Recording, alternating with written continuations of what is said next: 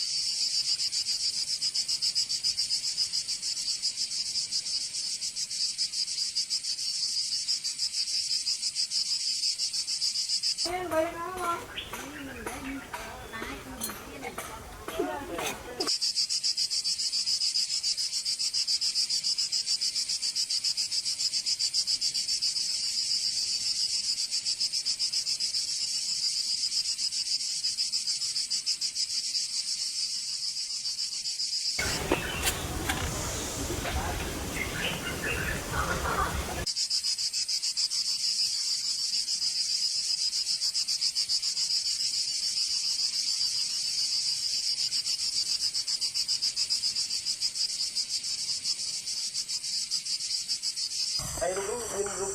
ដើមប្រភេទនៅអាមេរិកកោកាមុនណាការគេលួចទៅកំណត់របស់យើងគឺយើងចង់សង្គ្រោះថ្មខ្លួននេះមានជើងសមានគ្រឹះធ្វើអំពីខ្សាច់លាយជាមួយនឹងថ្មភ្នំគោលបំណងដែលយើងធ្វើកំណាយនេះគឺដើម្បីសិក្សាពីរចនាសម្ព័ន្ធរបស់ស្ពានហាលខាងលិចហ្នឹងដើម្បី ធ្វើការស្ដារឲ្យរុនតដេវមានន័យថាចន្លោះស្ពានចន្លោះផ្លូវទឹកខាងក្រោមស្ពានហ្នឹងវាហូរដំណើរការឡើងវិញបានល្អដើម្បីនាំយកទឹកតាមរយៈកសិនហ្នឹងទៅបំពេញវាលផ្ទីនៅខាងកើតដើម្បីធ្វើកិច្ចការហ្នឹងយើងត្រូវសិក្សាពីរចនាសម្ព័ន្ធវាពីការចាក់បង្គោលប្រវត្តិនៃការចាក់បង្គោលហើយនិងរបៀបនៃការសាងសង់របស់ស្ពានហាលហ្នឹងហើយម្យ៉ាងទៀតកំណត់របស់យើងគឺយើងចង់សង្គ្រោះថ្មរបស់ស្ពានមានខ្លួននេះមានជើងសមានថ្នាំអីហ្នឹងដែលវារលុះធ្លាក់មកទាំងសងខាងហើយកប់នៅក្នុងដីដែលយើងឃើញណាកប់នៅក្នុងដីច្រើនឆ្នាំហើយជាលទ្ធផលក្នុងការសិក្សាស្រាវជ្រាវរបស់យើងមករយៈពេលជាង1ខែនេះស្ពានហាលខាងលិចយើងមើលទៅរចនាសម្ព័ន្ធរបស់ស្ពានហាលនេះធ្វើអំពីថ្មភក់យើងធ្វើកំណាយមកបង្ហូតចេះទៅយើងអត់ឃើញមានថ្មបាយក្រៀមប្រើជាកម្រាលនៅក្រោមបាតស្ពាននេះនៅស្ពានហាលខាងកើតខាងក្រោមថ្មបាយក្រៀមដែលជាកម្រាលបាតស្ពានហ្នឹងមានគ្រឹះធ្វើអំពីខ្សាច់លាយជាមួយនឹងថ្មភ្នំបុកបង្ហាប់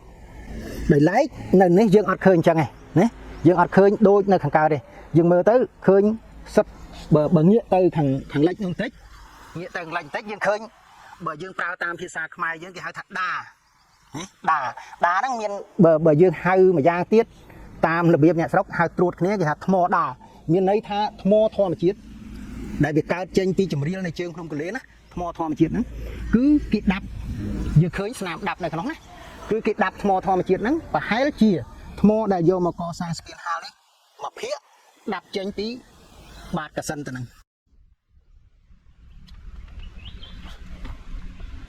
ហើយទុកជាតិ100ដល់លើថ្ម122ជាប់ស្តុបទៅអស់ទៅ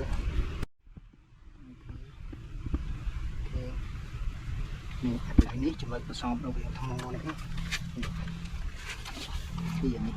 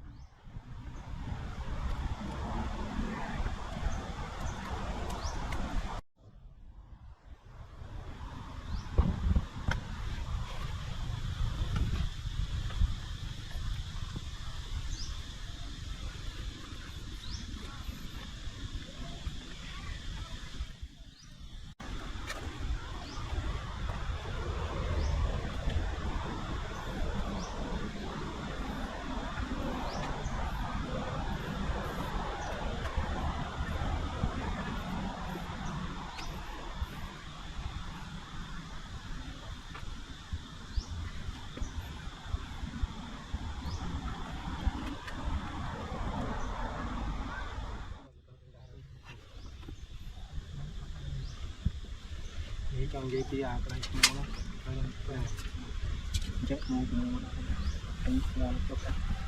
ចុះទៅរហូតចូលចិត្តរហូតមកជួបពី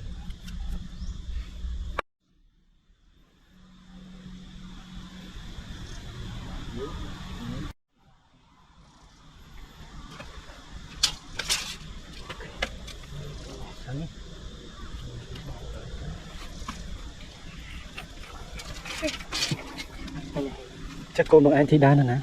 con thì con không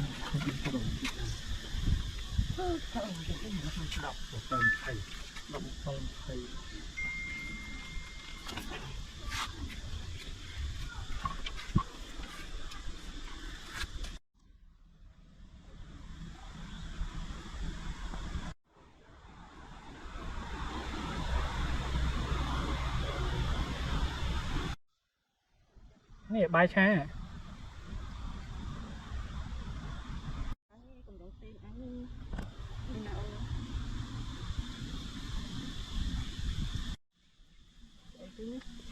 มีแค่ កឆា นี่ไอ้เก๋អសរនេះស្នាក្រាបនេះខ្ញុំអានចេញមក ដូចសុធាមិនទេ នឹងស្អី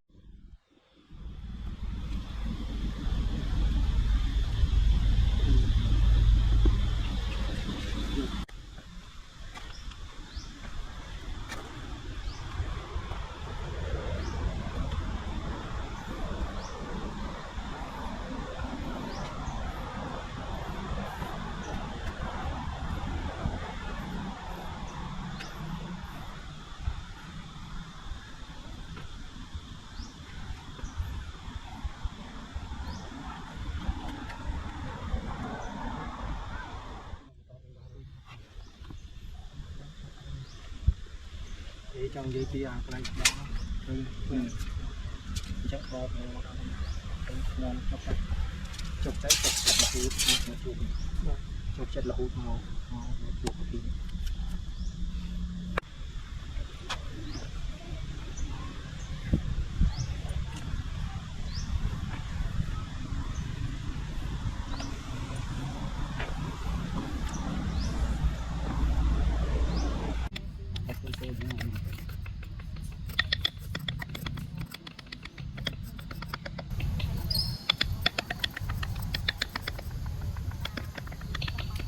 បាទធ្វើធឿនសុខុនជាមន្ត្រីចែកទេសហើយបញ្ចេញទេសហើយមកធ្វើមកអនុវត្តការងារខាងចុងជីដាក់លេខថ្មនិងថតរូបលើថ្មនៅបាយ័នហ្នឹងដំបូងយើងការងារយើងមានវាពីធំណាពីនោះគឺយើងចុះមកសម្អាតហើយថតដ្រូនលើថតពីលើដើម្បីជាប្លង់ហើយយើងតមកទៀតយើងដាក់ចុះលេខថ្មតាមលំដាប់ដោយលេខ1លេខ2លេខ3ទៅហើយពេលចុះលេខហើយយើងត្រូវដាក់វាដើម្បីទុកវាបានយូរ បានទីយើងត្រូវមកធ្វើការយើងចំថ្មចុះថ្មនៅទីតាំងនេះ អានេះយើងចុះលេខដាក់លេខថ្មហ្នឹងយើងដាក់ហ្នឹងដើម្បីយើងពេលយើងមានកម្រងទៅថ្ងៃមកយើងរៀបចំទុកដាក់ថ្មឲ្យមានវាមានរបៀបហើយវាមានទីធ្លាវាតូចដើម្បីសម្រាប់គេដើរទស្សនាវាស្រួលដែរអាការចំជីថ្មហ្នឹងដោយយើងយោងលើការថតដ្រូនហ្នឹងហើយការងារបោះការងារគេត្រូវចែកជា grid មាន grid អក្សរ H អក្សរ G និងអក្សរ HI ណាដើម្បីពេលយើងដឹងថាទីតាំងថ្មហ្នឹងនៅខាងណានៅតាម grid គេតែយើងចុះលេខហ្នឹងចុះតាម grid គេដែរដូចអា grid ទី1ហ្នឹងអា grid អក្សរ H ហ្នឹងវាមានប្រហែលជា600ដុំតមកអក្សរ G ហ្នឹងប្រហែលជាមាន1000ដុំដែរហើយដល់ពេលនៅខាងកាច់ជ្រុងនោះមួយដែរវាមាន1000ដុំទៀតដែរអានោះអក្សរ HI គេតាម grid ទៅវា ចុះប្រភេទដែលថាយើងបានចុះទីហើយយើងអាចគិតថាវាជាប្រភេទអីគេថាវាជាហៅជាងសសរអីយើងអត់ដឹង យើងមើលឃើញខ្លះដែរយើងដូចអា grid អក្សរ H ហ្នឹងយើងឃើញមានធ្នឹមឯណាមានចម្លាក់បាច់ត្បកជក់អីហ្នឹងហើយក៏មានផ្ដែមានអីរឿងចម្លាក់ហៅជាងដែរហើយក៏មានសសរមានកពូលដបូលបាយ័នដែរណានៅដាក់ជុំគ្នាហ្នឹងតែគេបែងចែកខ្លះដែរហើយដូចនៅអា grid អក្សរ G ហ្នឹងគេអា1000ដុំជាងហ្នឹងយើងឃើញមានរូបព្រំដែរមានឃើញចើមភ្នែកមាត់គេដាក់ចិត្តគ្នាហ្នឹងហើយធ្នឹមគេដាក់បញ្ជួរដែរហើយដល់ពេលវាឃើញវាជាបំណែកថ្មដែលយកពីគេយកមកទុករៀបដើម្បីផ្គុំទៅថ្ងៃណាមកគេដាក់ជាជួរទៅផ្គុំឃើញខ្លះគេដាក់ចិត្តគ្នាទៅហ្នឹងឯង បងដោយសារយើងឃើញថាប្រភេទថ្មនោះវាបំណែកថ្មនោះវាមានច្រើនតើអាការយើងធ្វើការចុះជីថ្មនោះវាមានប្រមាណអីសម្រាប់យើងក្រុមការងារអីចឹងណា បាទនិយាយរួមគេចែក grid ហ្នឹងដើម្បីថាទីតាំងដែលគេយកថ្មហ្នឹងគេយកថ្មពីប្រាសាទមកដូចថារោងតងទី1ទី2ទី3ហ្នឹងណាគេថាវានៅរោងតងទី1ទៅគេថាធ្លាក់នៅខាងកើតចឹងគេយកដាក់បាទ grid ខាងអក្សរ H ទៅណាគេថាមានថាព័ត៌មានគេយកពីនោះមកយើងចំណាត់ដល់ណាទៀតក៏អីដែរព្រោះគេកំណត់ព័ត៌មានជាដែរតាវាទៅថតមានចំជីថតរូបទៅយើងអាចចំណាត់បាន អាការងារដែលយើងធ្វើការចុះជីថ្មនេះវាធ្វើប្រហែលជាប្រហែលសប្តាហ៍ដែលយើងចាប់ផ្ដើមនោះហើយទៅពេលនេះ គម្រោងហ្នឹងគេចាប់ផ្ដើមតាំងពីដើមឆ្នាំខែ1មកដល់ខ bắt đầu lâu này thì nhập về phải chịu buôn làm khai là រំខានហ្នឹងគឺអាចធ្វើការបានច្រើន បានច្រើនលើសារថ្មវាច្រើនរាប់ពាន់ដុំអញ្ចឹងទៅយើងទៅចំណយូរហ្នឹងយើងដាប់យើងចុះលេខអីយើងដាប់ថ្មនេះមកមានមួយចំនួនខ្លះគេចុះខ្លះហើយខាងជប៉ុនគេចុះយ៉ាងចុះថ្មហ្នឹងគេចុះគេលេខយើងមុនដំបូងយើងសេធម្មតាទេសេទៅដល់600អញ្ចឹងទៅអាហ្នឹងគេហៅលេខរ៉ូម៉ាំងលេខអីណាដល់ពេលគេចុះទៅគេមានលេខគេថ្មីទៀតវាត្រង់ណាដូចថាគេធ្លាប់ចុះនៅឥណ្ឌូនេស៊ីដែរលេខហ្នឹងតែពេលយើងដាប់ទៅក៏វាស្រួលដែរតែគេដាប់ថ្មីទៅហើយវាដាប់ទៅវាទុកបានយូរហើយយើងអាចមើលយល់អាហ្នឹងក៏យើងអ្នកបច្ចេកទេក៏បានមើលលេខហ្នឹងយល់ដែរអានេះថ្ងៃអនាគតទៅអាលេខដែលយើងសេទឹកលុបអីហ្នឹងវាលុបហើយបាន1ឆ្នាំទៅ2ឆ្នាំវាលុបហើយតែពេលយើងដាប់នេះយើងទុកបានយូរវាដូចចម្លាក់អញ្ចឹងណាយើងច្រឡំពីអាលេខយើងលេខធម្មតាណាលេខបារាំងលេខអីហ្នឹងនោះលេខវាច្រឡំតាមលេខហ្នឹងបាទ នេះយើងច្រឡំតាម ហ្នឹងហើយដាប់មកថ្មីទៅហើយយើងទុកទៅណាបើយើងដាប់តាមអាលេខបារាំងនោះវាពិបាកដាប់អញ្ចឹងយើងគេដូរគេតាមទីសាស្ត្រមួយគឺដាប់តាមលេខអាលេខគេបង្កើតថ្មីហ្នឹងបាទជំរាបសួរខ្ញុំបាទឈ្មោះផុនតារាសប្តាហ៍ខ្ញុំធ្វើការនៅនាយកដ្ឋានអភិរក្សនិងបរាមវិទ្យាហើយកិច្ចការងាររាល់ថ្ងៃរបស់ខ្ញុំនេះគឺទី1ថតដ្រូនធ្វើ mapping ដោយថាតំបន់ថ្មកន្លែងណាអញ្ចឹងមុននឹងចុះជីមុននឹងរើមុននឹងអីពួកខ្ញុំក្រុមការងារខ្ញុំហ្នឹងមានបងសាខ្ញុំបងខុនអីហ្នឹងគឺថតដ្រូនសិនយើងថតដ្រូនហើយទៅយើងបញ្ចូលទៅក្នុងកម្មវិធីចុះលេខនៅក្នុងកុំព្យូទ័រហើយទៅយើងចុះលេខផ្ទាល់ដូចយើងឃើញនេះហើយថ្មនៅទីនេះគឺជាថ្មដែលរើចេញពីប្រាសាទបាយ័ននៅចំហៀងខាងជើងខឿនទី1បានន័យថាការរើមកនេះជាក្រុមការងារជប៉ុនគាត់ចាប់ដើមរើមកនេះដើម្បីឲ្យវាឆ្លាស់កន្លែងគាត់ជួសជុលគឺឆ្នាំ1997គាត់បានរើមកទីនេះតែការរើរបស់គាត់នេះរើមកនេះគឺអត់តាន់បានចុះលេខចុះអីទេគាត់គាត់តែរើដាក់ទុកម្ដុំដើម្បីឲ្យតលាយកន្លែងនោះសិនហើយដល់ពេលក្រោយមកដល់បច្ចុប្បន្ននេះទើបក្រុមការងារខ្ញុំចាប់ផ្ដើមរៀបចំថតក្រុមការងារអាជ្ញាធរអប្សរាយើងហ្នឹងចាប់ផ្ដើមរៀបចំថតដ្រូនថតអីដើម្បីចុះលេខបញ្ជីរៀបថ្មទាំងអស់នេះឲ្យមានសណ្ដាប់ធ្នាប់ព្រោះកុំឲ្យព្រោះវាថ្មនៅរៀបបាយទៅជួនកាលទឹកមកវាដក់វាអាចធ្វើឲ្យខូចថ្មឬក៏ភ្ញៀវគាត់មកទៅគាត់ចន់ពីលើចន់ពីអីរូបប្រកេះព្រះមានតពោលអញ្ចឹងវាអត់សមគួរទៅក្រុមការងារអប្សរាថ្នាក់ដឹកនាំក៏គាត់ពិភាក្សាគ្នាហើយក៏រៀបចំថ្មហ្នឹងឲ្យមានសណ្ដាប់ធ្នាប់ទៅតាមប្រភេទរបស់វាតពោលយើងរៀបម្ដុំទៅថ្មយើងតសយើងរៀបម្ដុំទៅសុំទ្វារយើងរៀបម្ដុំទៅហើយហៅជាងអីយើងរៀបដាក់មានលេខមានអីឲ្យនិយាយរួមធ្វើម៉េចមើលទៅឲ្យសំភ្នែកយើងមើលហ្នឹងភ្ញៀវទេសចរភ្ញៀវជាតិអន្តរជាតិអីមកមើលឲ្យដឹងថាអូក្រុមការងារកិច្ចការអភិរក្សគេរៀបអស់ហ្នឹងឲ្យថ្មអស់ហ្នឹងឲ្យមានសណ្ដាប់ធ្នាប់អញ្ចឹងហើយដូចមានអក្សរ G អក្សរ A ហ្នឹងគឺគេបែងចែកក្រៀបបានន័យថាអាហ្នឹងអាស្រ័យលើបុគ្គលមួយទេដូចថាបើគាត់ប្រើជួរដេកដូចថាលេខកើតអក្សរ A B C អញ្ចឹងជួរឈរជើងត្បូងគាត់ប្រើ1 2ដល់ហើយដូចមានអក្សរអញ្ចឹងមកគាត់គឺធ្វើភ្ជាប់គ្នាដូចថាជួរដេកអញ្ចឹង grade A វាត្រូវមួយថ្មដុំនេះវាក្នុង grade A ជួរទី1អញ្ចឹងគេដាក់ A1 ឬក៏ B2 អាហ្នឹងអាស្រ័យលើជំនាញចុះបញ្ជីតាមទៅលើបច្ចេកទេសស្ថាប័នមួយអញ្ចឹងណាអាហ្នឹងគេធ្វើដើម្បីឲ្យយើងងាយយល់ហើយអ្នកផ្សេងមើលទៅគេដឹងថាអូអញ្ចឹងគេធ្វើហ្នឹងអញ្ចឹងគេធ្វើហ្នឹងដើម្បីអីអញ្ចឹងហើយការងារដែលសំខាន់ចម្បងហ្នឹងគឺរៀបថ្មនៅជុំវិញប្រាសាទហ្នឹងឲ្យមានសណ្ដាប់ធ្នាប់ឲ្យដូចថ្មប្រាសាទនៅខាងជ្រុងខាងជើងឈៀងខាងលិចនោះពេលខែវស្សាមកវាមានទឹកដក់បានអញ្ចឹងពេលភ្ញៀវមកទៅក៏កុញទៅចន់លើថ្មហ្នឹងចន់លើអីចឹងទៅអញ្ចឹងវាអាក្រក់ភ្នែកយើងមើលទៅអូមិនសមសោះអញ្ចឹងក៏ចាប់ផ្ដើមចំជីរៀបចំដាក់លេខដាក់អីឲ្យស្រួលបួលរៀបតាមលំដាប់ហើយឲ្យដឹងថាថ្មហ្នឹងមកពីណាពេលយើងរៀបហើយយើងងាយស្រួលលើកថ្មហ្នឹងទៅដាក់កន្លែងដើមវិញអាហ្នឹងគឺការងារហ្នឹងគឺអញ្ចឹងទេហើយការងារហ្នឹងយើងធ្វើសំខាន់ផុតហ្នឹងគឺដើម្បីកុំឲ្យច្រឡំហើយដើម្បីកុំឲ្យបាត់ទិន្នន័យគឺការថតយើងធ្វើចុះលេខជាទឹកលុបហើយយើងថតភាសាបន្ទាប់មកយើងដាប់លេខដើម្បីព្រោះទឹកលុបធម្មតាទឹកលុបឬក៏ថ្នាំលាបហ្នឹងវាអត់មានរយៈពេលយូរទេតាម1ឆ្នាំ2ឆ្នាំ3ឆ្នាំហ្នឹងវាចាប់ផ្ដើមរលប់អញ្ចឹងពេលវារលប់យើងអត់មានពេលណាមកត្រូវសរសេរលេខហ្នឹងម្ដងទៀតទេអញ្ចឹងជំរឿមួយទៀតគឺយើងដាប់ ហើយយើងដាប់នេះដាប់លេខយើងយកតាមគំរូរបស់ជប៉ុនហើយគំរូរបស់ជប៉ុនហ្នឹងគេយកមកពីខាងប្រូបដូបានន័យថាគេដាប់លេខគេមានលេខសម្គាល់ឈរមិនធ្វើមិនឲ្យលេខហ្នឹងតិចកុំឲ្យទៅវាសកេសកាមើលទៅអាក្រក់មើលវាតិចហើយវាចំណេញពេលចំណេញកន្លែងដែលយើងដាប់ហ្នឹងគឺចឹងហើយជិះវាងដូចថាយើងដាប់ទៅវាអត់ភ័យខ្លាចបាត់រលុបលុះត្រាតាមានគេមកដាប់ចោលអីចឹងទៅវាប្រសើរជាងយើងគូសទឹកលុបឬក៏លេបថ្នាំ ជំរាបសួរអ្នកទាំងអស់គ្នាខ្ញុំឈ្មោះ Helen ខ្ញុំជាអ្នកអភិរក្សនិងជួសជុលថ្មពីប្រទេសអាល្លឺម៉ង់នៅតំបន់អង្គរខ្ញុំធ្វើការសម្រាប់អង្គរអាល្លឺម៉ង់ GIZ ធ្វើការនៅក្នុងតំអង្គរយូរហើយខ្ញុំគិតឥឡូវនេះប្រហែល12ឆ្នាំនិងខ្ញុំនៅទីនេះឥឡូវនេះ74ឆ្នាំនៅពេលខ្ញុំមកទីនេះយើងរៀបចំកម្មវិធីថ្មីសម្រាប់បង្រៀនអំពីការអភិរក្សនិងជួសជុលថ្មយើងចាប់ផ្ដើមជាមួយអាជ្ញាធរជាតិអប្សរានិង GIZ យើងចាប់ផ្ដើមជាមួយកម្មវិធីថ្មីនៅ2022នៅពេលនោះមាន20យើងមានសិស្សថ្មី20នាក់និងពួកគេរៀនជាមួយយើងអំពីការអភិរក្សនិងជួសជុលថ្ម2ឆ្នាំកន្លង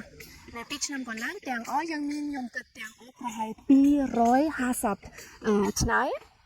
និងយើងបង្រៀនអំពី True Style និងចូលអនុវត្តផ្ទាល់សម្រាប់ចូលអនុវត្តផ្ទាល់នៅពេលនោះយើងមានការដ្ឋាននៅទីនេះនៅបានទីសាំរ៉ៃនៅរៀនហើយអញ្ចឹងនៅក្នុងអំឡុងពេល2ឆ្នាំកន្លងសិស្សរបស់យើងពួកគេជួសជុលហើយជ្រុងមួយជញ្ជាំងនិងសសរចំនួន14អញ្ចឹងពួកគេបានចប់ការសិក្សានៅឆ្នាំមុននៅ2024នៅខែ12ពួកគេទាំងអស់សរសេរសារណានិងបន្ទាប់មកពួកគេទទួលសញ្ញាបត្រនិងឥឡូវនេះពួកគេជាអ្នកអភិរក្សនិងជួសជុលថ្មីពីអាជ្ញាធរអប្សរា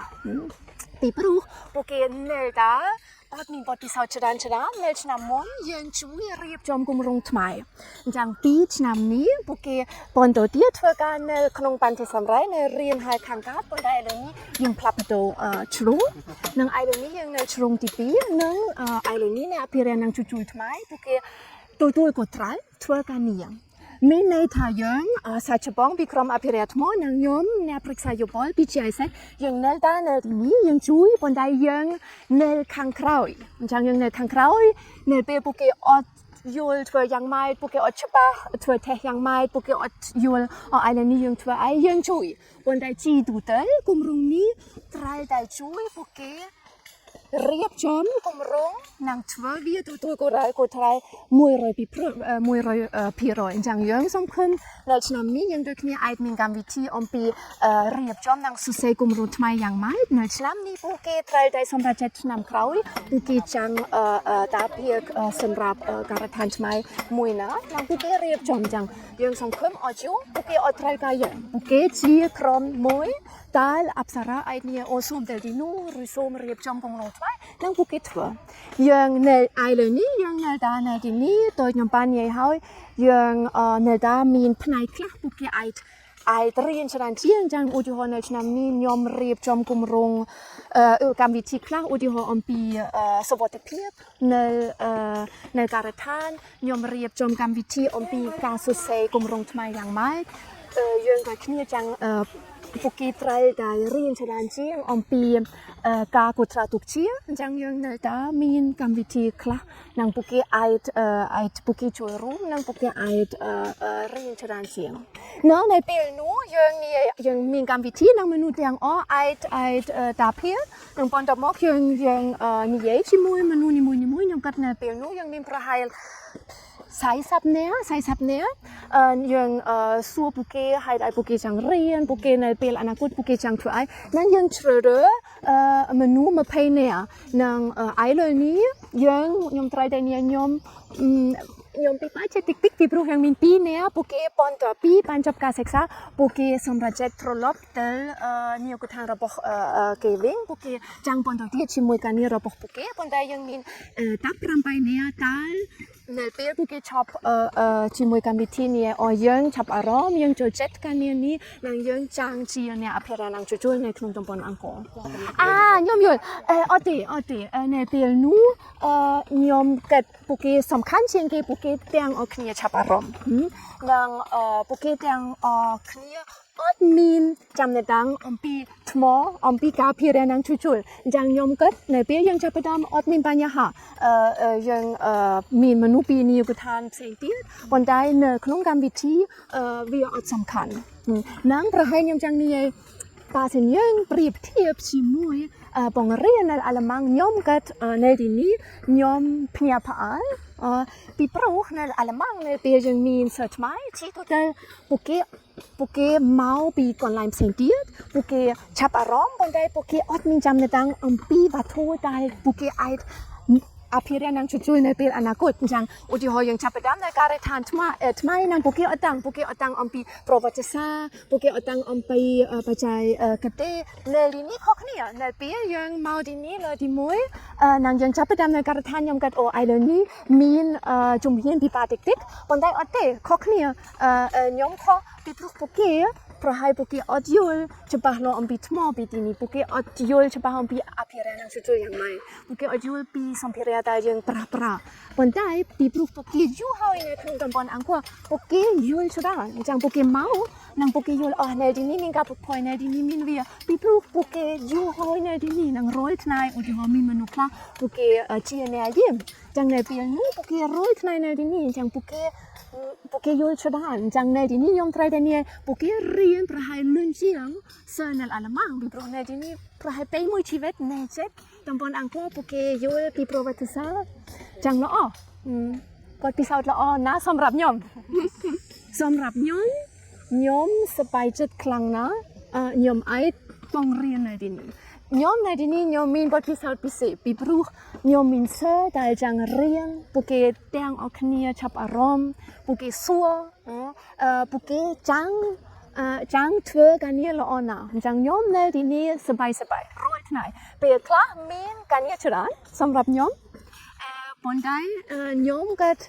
ខ្ញុំសប្បាយចិត្តនឹងនៅពេលពួកគេបញ្ចប់ការសិក្សាខ្ញុំមានមោទនភាពប៉ុន្តែអត់សម្រាប់ខ្ញុំអត់និយាយខ្ញុំធ្វើការងារល្អប៉ុន្តែខ្ញុំគាត់ពួកគេខ្លាចទៅជាអ្នកអភិរក្សនឹងជួយល្អណាស់ឥឡូវនេះខ្ញុំឃើញពួកគេពេលខ្លះពួកគេមានសំណួរពេលខ្លះពួកគេចង់ពិភាក្សាជាមួយខ្ញុំប៉ុន្តែជីទៅតែខ្ញុំគាត់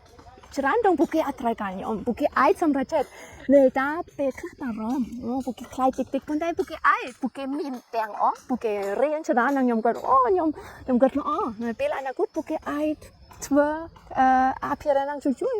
នឹងពួកគេអត់ត្រូវការខ្ញុំពួកគេអត់ត្រូវការអ្នកជំនាញពីអាល្លឺម៉ង់ពីស្រុកផ្សេងទៀតពួកគេអាចធ្វើទាំងអស់ខ្លួនឯងអញ្ចឹងខ្ញុំសប្បាយខ្ញុំសប្បាយចិត្តយើងអត់ច្បាស់រួល2ឆ្នាំជាអាយសេតរៀបចំថ្មីអញ្ចឹងឥឡូវនេះខ្ញុំមានកូនត្រាសម្រាប់ឆ្នាំក្រោយ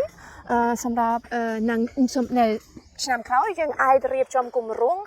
ធ្វើការនៅការដ្ឋានថ្មីប៉ុន្តែបន្តមកយើងត្រូវតែមើលពីព្រោះសម្រាប់ជាអាយសេតពួកគេនេះប៉ុន្តែឥឡូវនេះមានអ្នកអភិរក្សនឹងជួយច្រើនអញ្ចឹងប្រហែលស្រុកខ្មែរនិងអាជ្ញាធរជាតិអប្សរាអត់ត្រូវការយើងពីព្រោះឥឡូវនេះមានអ្នកអភិរក្សនឹងជួយខ្មែរនៅខ្ញុំចំពោះពួកគេបន្តទៀតខ្ញុំចំខំពួកគេបន្តទៀតឆាប់អារម្មណ៍ពីព្រោះខ្ញុំគិតនៅក្នុងការអភិរក្សនឹងជួយសំខាន់ជាងគេយើងអត់ចាប់ផ្ដើមនិយាយធ្វើការធម្មតាយើងរួចថ្ងៃយើងត្រូវតែឆ្ងល់ប្រាសាទមួយមានបញ្ហាអីឬថ្មមួយមានបញ្ហាអីយើងរួចពេលមានបញ្ហាថ្មី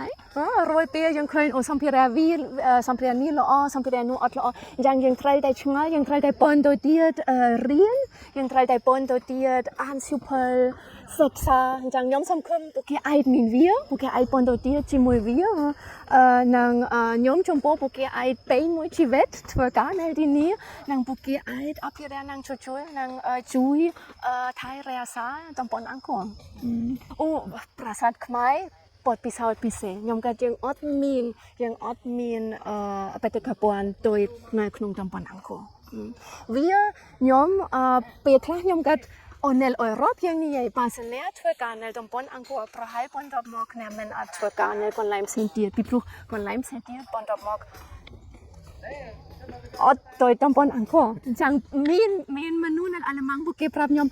សម្រាប់អ្នកនៅពេលអ្នកត្រឡប់មកវិញពីព្រោះនៅទីនេះអ្នកអាចធ្វើការនៅបេតិកភណ្ឌអង្គរ តំបន់តមកនៅពេលខ្ញុំត្រឡប់មកវិញប្រហែលមានប្រាសាទអត់សំខាន់ដោយតំបន់អង្គរចាំមានមនុស្សមានមិត្តភ័ក្តិនៅអាឡម៉ង់ប្រាប់ខ្ញុំប៉ុន្តែមកអាចប្រហែលពីបើសម្រាប់អ្នកពីព្រោះអ្នកសូមធ្វើការនៅក្នុងបេតិកភណ្ឌពិភពលោកអង្គរខ្ញុំនៅទីនេះខ្ញុំសប្បាយចិត្តណាស់ខ្ញុំគាត់ខ្ញុំមានការងារល្អខ្ញុំធ្វើការជាមួយមេរួមការងារល្អយ៉ាងមានទំនាក់ទំនងល្អណាស់ខ្ញុំជួយចិត្តជួយអនុវត្តធ្វើជាមួយគ្នាខ្ញុំជួយចិត្តសិក្សានៅការិយាល័យខ្ញុំក៏ជាមានស្រាវជ្រាវនៅការិយាល័យខ្ញុំមិនអាចខ្ញុំអត់មានអីរិះគន់ខ្ញុំសប្បាយចិត្តខ្លាំងណាស់នៅទីនេះខ្ញុំសប្បាយចិត្តនៅជីវិតខ្ញុំមានបទពិសោធន៍នៅស្រុកខ្មែរឥឡូវនេះខ្ញុំនៅពេលខ្ញុំមកទីនេះខ្ញុំចាប់អារម្មណ៍ពីទាំងខ្ញុំគាត់មនុស្សរស់រាយនិងទស្សនភាពធម្មជាតិស្អាតម្ហូបឆ្ងាញ់ខ្ញុំចូលចិត្តទាំងប៉ុន្តែនៅខាងតាមខ្ញុំដូចគ្នាខ្ញុំនៅតាខ្ញុំគេច្រើនអំពីអាឡម៉ង់គ្រូសានៅអាឡម៉ង់ឥឡូវនេះខ្ញុំនៅទីនេះ4ឆ្នាំនិងខ្ញុំចាប់ផ្ដើមគាត់ប៉ាសិនខ្ញុំឈប់ឆ្នាំក្រោយប្រហែលខ្ញុំពិបាកចិត្តត្រឡប់ទៅអាឡម៉ង់វិញពីព្រោះឥឡូវនេះខ្ញុំសូមជីវិតនៅទីនេះនៅខាងតាមខ្ញុំមានបញ្ហាតិចជាមួយអាកាសធាតុប៉ុន្តែឥឡូវនេះខ្ញុំទៅគ្នាខ្ញុំកាត់តែក្តៅតែបញ្ញើខ្ញុំអត់មានបញ្ហាតែអ្នកគ្រូមានអារម្មណ៍បែបណាដល់ពេលអ្នកគ្រូចិត្តដល់ពេលត្រូវតាមអាឡម៉ង់តែអ្នកគ្រូមានអារម្មណ៍ចង់យកស្រុកទៅភ្នែកទៀតត្រូវខ្ញុំប្រហែលនៅពេលខ្ញុំពេលខ្លះខ្ញុំគាត់នៅពេលខ្ញុំឈប់នៅទីនេះខ្ញុំអាចមានឈប់លៀងជាមួយមេក្រុមការងារទាំងអស់ខ្ញុំគាត់ប្រហែលខូចចិត្ត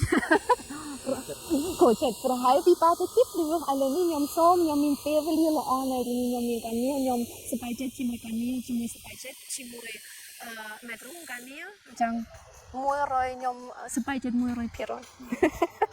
ថ្មរាយប៉ាយនៅទីនេះគឺមានភាពងាយស្រួលច្រើនសម្រាប់ក្រុមការងារអភិរក្សយើងខ្ញុំដោយសារវានៅសល់ថ្មស្ទើរតែទាំងស្រុងហើយថ្មមានក្បាច់មានអីច្បាស់លាស់អញ្ចឹងយើងមានការងាយស្រួលក្នុងការរកនិងរៀបផ្គុំបាទសូមជម្រាបសួរខ្ញុំឈ្មោះជាសរិទ្ធជាមន្ត្រីផ្នែកបុរាណវិទ្យានៃអាជ្ញាធរជាតិអប្សរា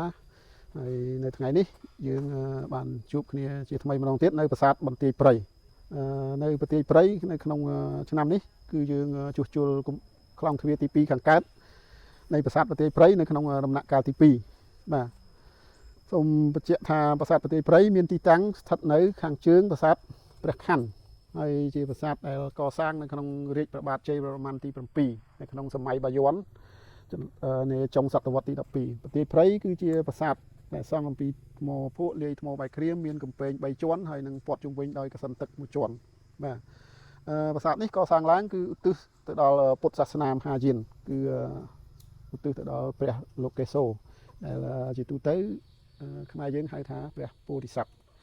អញ្ចឹងយើងមានភស្តុតាងដែលថាប្រាសាទនេះឧទ្ទិសទៅដល់ព្រះពោធិសត្វនោះគឺយើងឃើញនៅលើហោជាងខាងកើតនៃខ្លងទ្វារទី2ខាងកើតក្រោយពេលដែលយើងធ្វើកំណាយហើយប្រមូលថ្មយកមករៀបផ្គុំឡើងវិញយើងឃើញរូបព្រះឥសូរឈរមួយណានៅលើខ្លងទ្វារដែលយើងផ្គុំនៅលើដីនៅឡើយទេណាអញ្ចឹងទៅថ្ងៃអនាគតនៅពេលដែលយើងជួសជុលពង្រឹងរចនាសម្ព័ន្ធខ្លងទ្វារនេះឡើងវិញដំបូលនិងហោជាងខាងកើតនៃខ្លងទ្វារទី2ខាងកើតហ្នឹងគឺយើងនឹងលើកទៅដាក់ហើយមានរូបព្រះហ្នឹងឯងដែលយើងនឹងឃើញបាទគោលបំណងនៃការរៀបចំគម្រោងនេះគឺដើម្បីជាការទី1គឺជួសជុលពង្រឹងប្រាសាទណា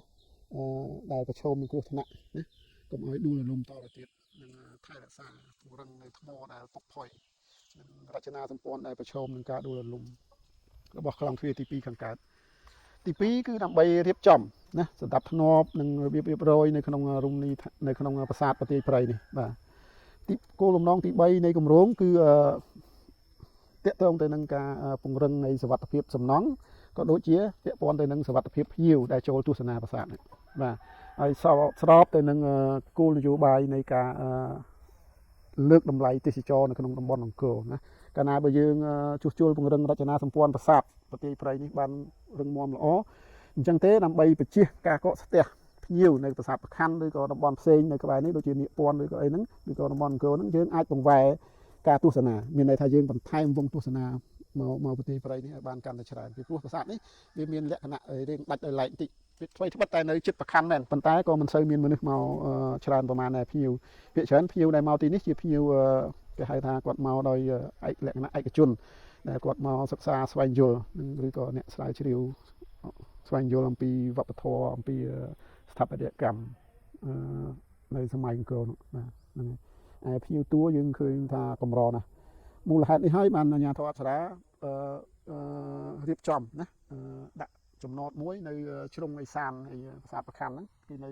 ជ្រុងឬក៏ជ្រុងអាគ្នេយ៍នៃប្រទេសព្រៃនេះមូលហេតុដើម្បីធ្វើម៉េចរៀបចំវងទេសនាហ្នឹងឲ្យភ្ញៀវហ្នឹងចូលមកប្រទេសព្រៃឲ្យបានកាន់តែច្រើនរំលែកការកកស្ទះនៅតំបន់ផ្សេងៗនោះបាទអញ្ចឹងយើងត្រឡប់មកពីគម្រោងយើងវិញការជួសជុលនេះគឺចែកចេញជាពីរដំណាក់កាលនៅក្នុងឆ្នាំ2024គឺយើងរៀបចំគម្រោងគេហៅថាសិក្សាស្រាវជ្រាវឯកសារពាក់ព័ន្ធនឹងកិច្ចការអភិរក្សដែលមានកន្លងមកហ្នឹងហើយបាទសូមបញ្ជាក់ថាកន្លងមកនៅប្រាសាទប្រទីព្រៃពុំទាន់មានការជួសជុលអ្វីជាដុំកំភួនទេណាជាពិសេសនៅសម័យបារាំងនោះគឺយើងឃើញថាមានកិច្ចការអន្តរាគមន៍បន្តិចបន្តួចដូចជាការចូលមកឆ្ការព្រៃការរៀបចំសណ្ដាប់ធ្នាប់ថ្មដែលធ្លាក់រាយប៉ាយហ្នឹងឲ្យវាមានសណ្ដាប់ធ្នាប់ដើម្បីឲ្យភ្ញៀវអាចឆ្លងកាត់ចូលទស្សនាប្រាសាទនឹងបានដោយសុវត្ថិភាពដើម្បីស្វែងយល់អំពីប្រវត្តិសាស្ត្រអំពីទស្សនវិជ្ជានៃសំណង់ប្រទីព្រៃហើយកិច្ចការទី3ដែលគេធ្វើនៅចំនួននោះគឺមានកិច្ចការធ្វើសម្រងប្លង់គូប្លង់ណាមានប្លង់ពុះប្លង់ elevation របស់ប្រាសាទប្រទីព្រៃដែលយើងមាននៅក្នុងឯកសារយើងហ្នឹងនឹងបង្ហាញហើយបន្តមកទៀតរហូតដល់ឆ្នាំ2021បានអាជ្ញាធរជាតិអប្សរាយើងជួសជុលពង្រឹងខ្លោងទ្វារទី1ខាងជើងបាទបានចូលឡើងវិញហើយ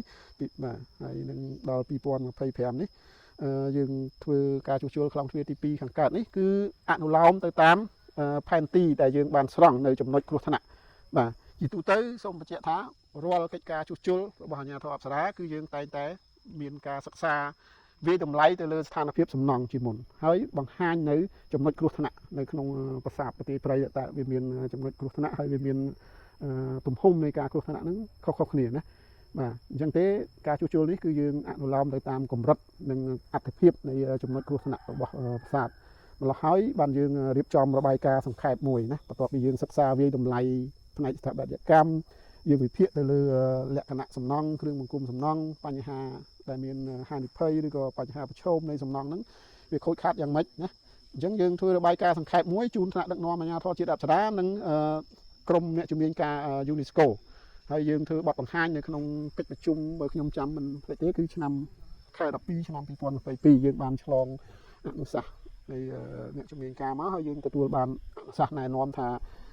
យើងទទួលបានការអនុញ្ញាតឲ្យធ្វើការជួសជុលដើម្បីពង្រឹងសុវត្ថិភាពសំណង់និងសុវត្ថិភាពអ្នកទស្សនាអញ្ចឹងនៅក្នុងដំណាក់កាលទី1គឺយើងបានបញ្ចប់កិច្ចការស្រាវជ្រាវទៅលើឯកសារដែលមានការអន្តរាគមន៍កន្លងមក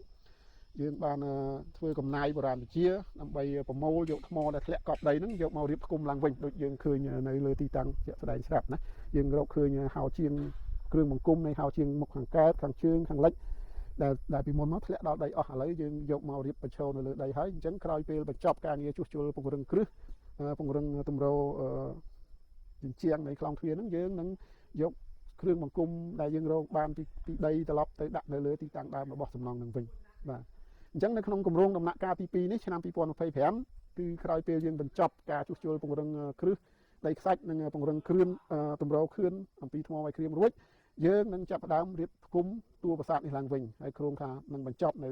ចុងខែវិច្ឆិកាឆ្នាំ2025ពាក់ព័ន្ធនឹងកិច្ចការកំណាយកិច្ចការ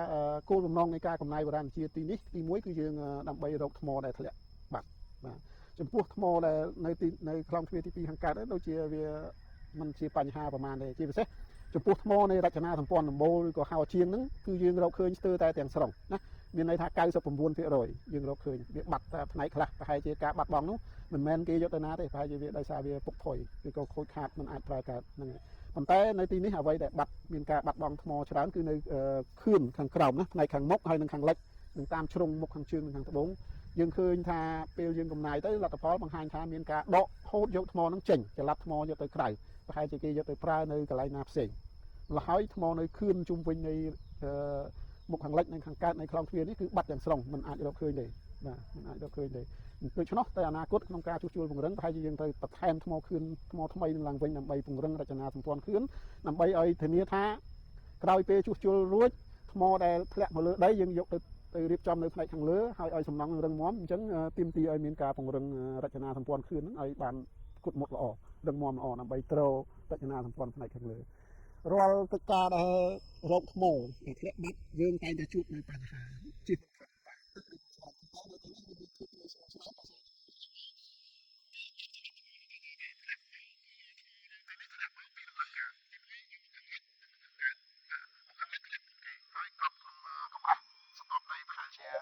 40 ទៅ 50 សង់ទីម៉ែត្របន្ទាប់មកទៀតអាចថាមុខខាងកើតនិងខាងជើងគឺដួលដំណើរគ្នាដោយសារអីថ្មហ្នឹងដួលក្រោយហើយថ្មហ្នឹងគ្រោនៅលើដីបច្ចុប្បន្នដែលយើងអាចមើលឃើញបាទអញ្ចឹងថ្មហ្នឹងមិនទាន់មានមិនមានការបាត់បង់ច្រើនទេហើយក៏ចំពោះនិយាយឲ្យស្រួលទៅគឺថ្មឬប៉ោនៅទីនេះគឺមានភាពងាយស្រួលច្រើនសម្រាប់ក្រុមការងារអភិរក្សយើងខ្ញុំដោយសារវានៅសល់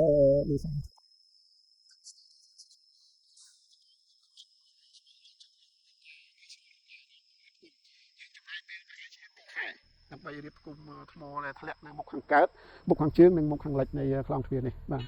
វាងាយស្រួលជាងបើយើងប្រៀបធៀបទៅនឹងប្រាសាទទលេស្ងួតឬក៏ប្រាសាទតមូងនៅនេះអាចថាវាបានស្រួលច្រើនជាងបាទជាទូទៅយើងឃើញថា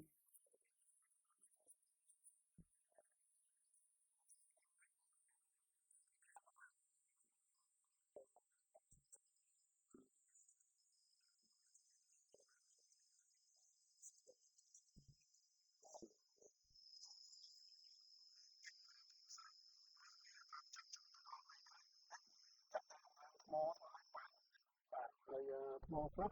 ផ្នែកដំបូលធ្លាក់បាត់មកដល់ដីហើយទឹកភ្លៀងណាជ្រាបចូលដល់ដីខ្សាច់គ្រឹះបណ្ដាលឲ្យដីនឹងស្រុតបាទអានោះកត្តាទី2កត្តាទី3គឺមនុស្សកន្លងមកគឺមានការបំផ្លិចបំផ្លាញដោយសារមនុស្សកោះកកាយជីករំលើងស្វែងរកវត្ថុមានតម្លៃនៅក្នុងប្រាសាទតែគេជឿថារាល់ប្រាសាទទាំងអស់គឺម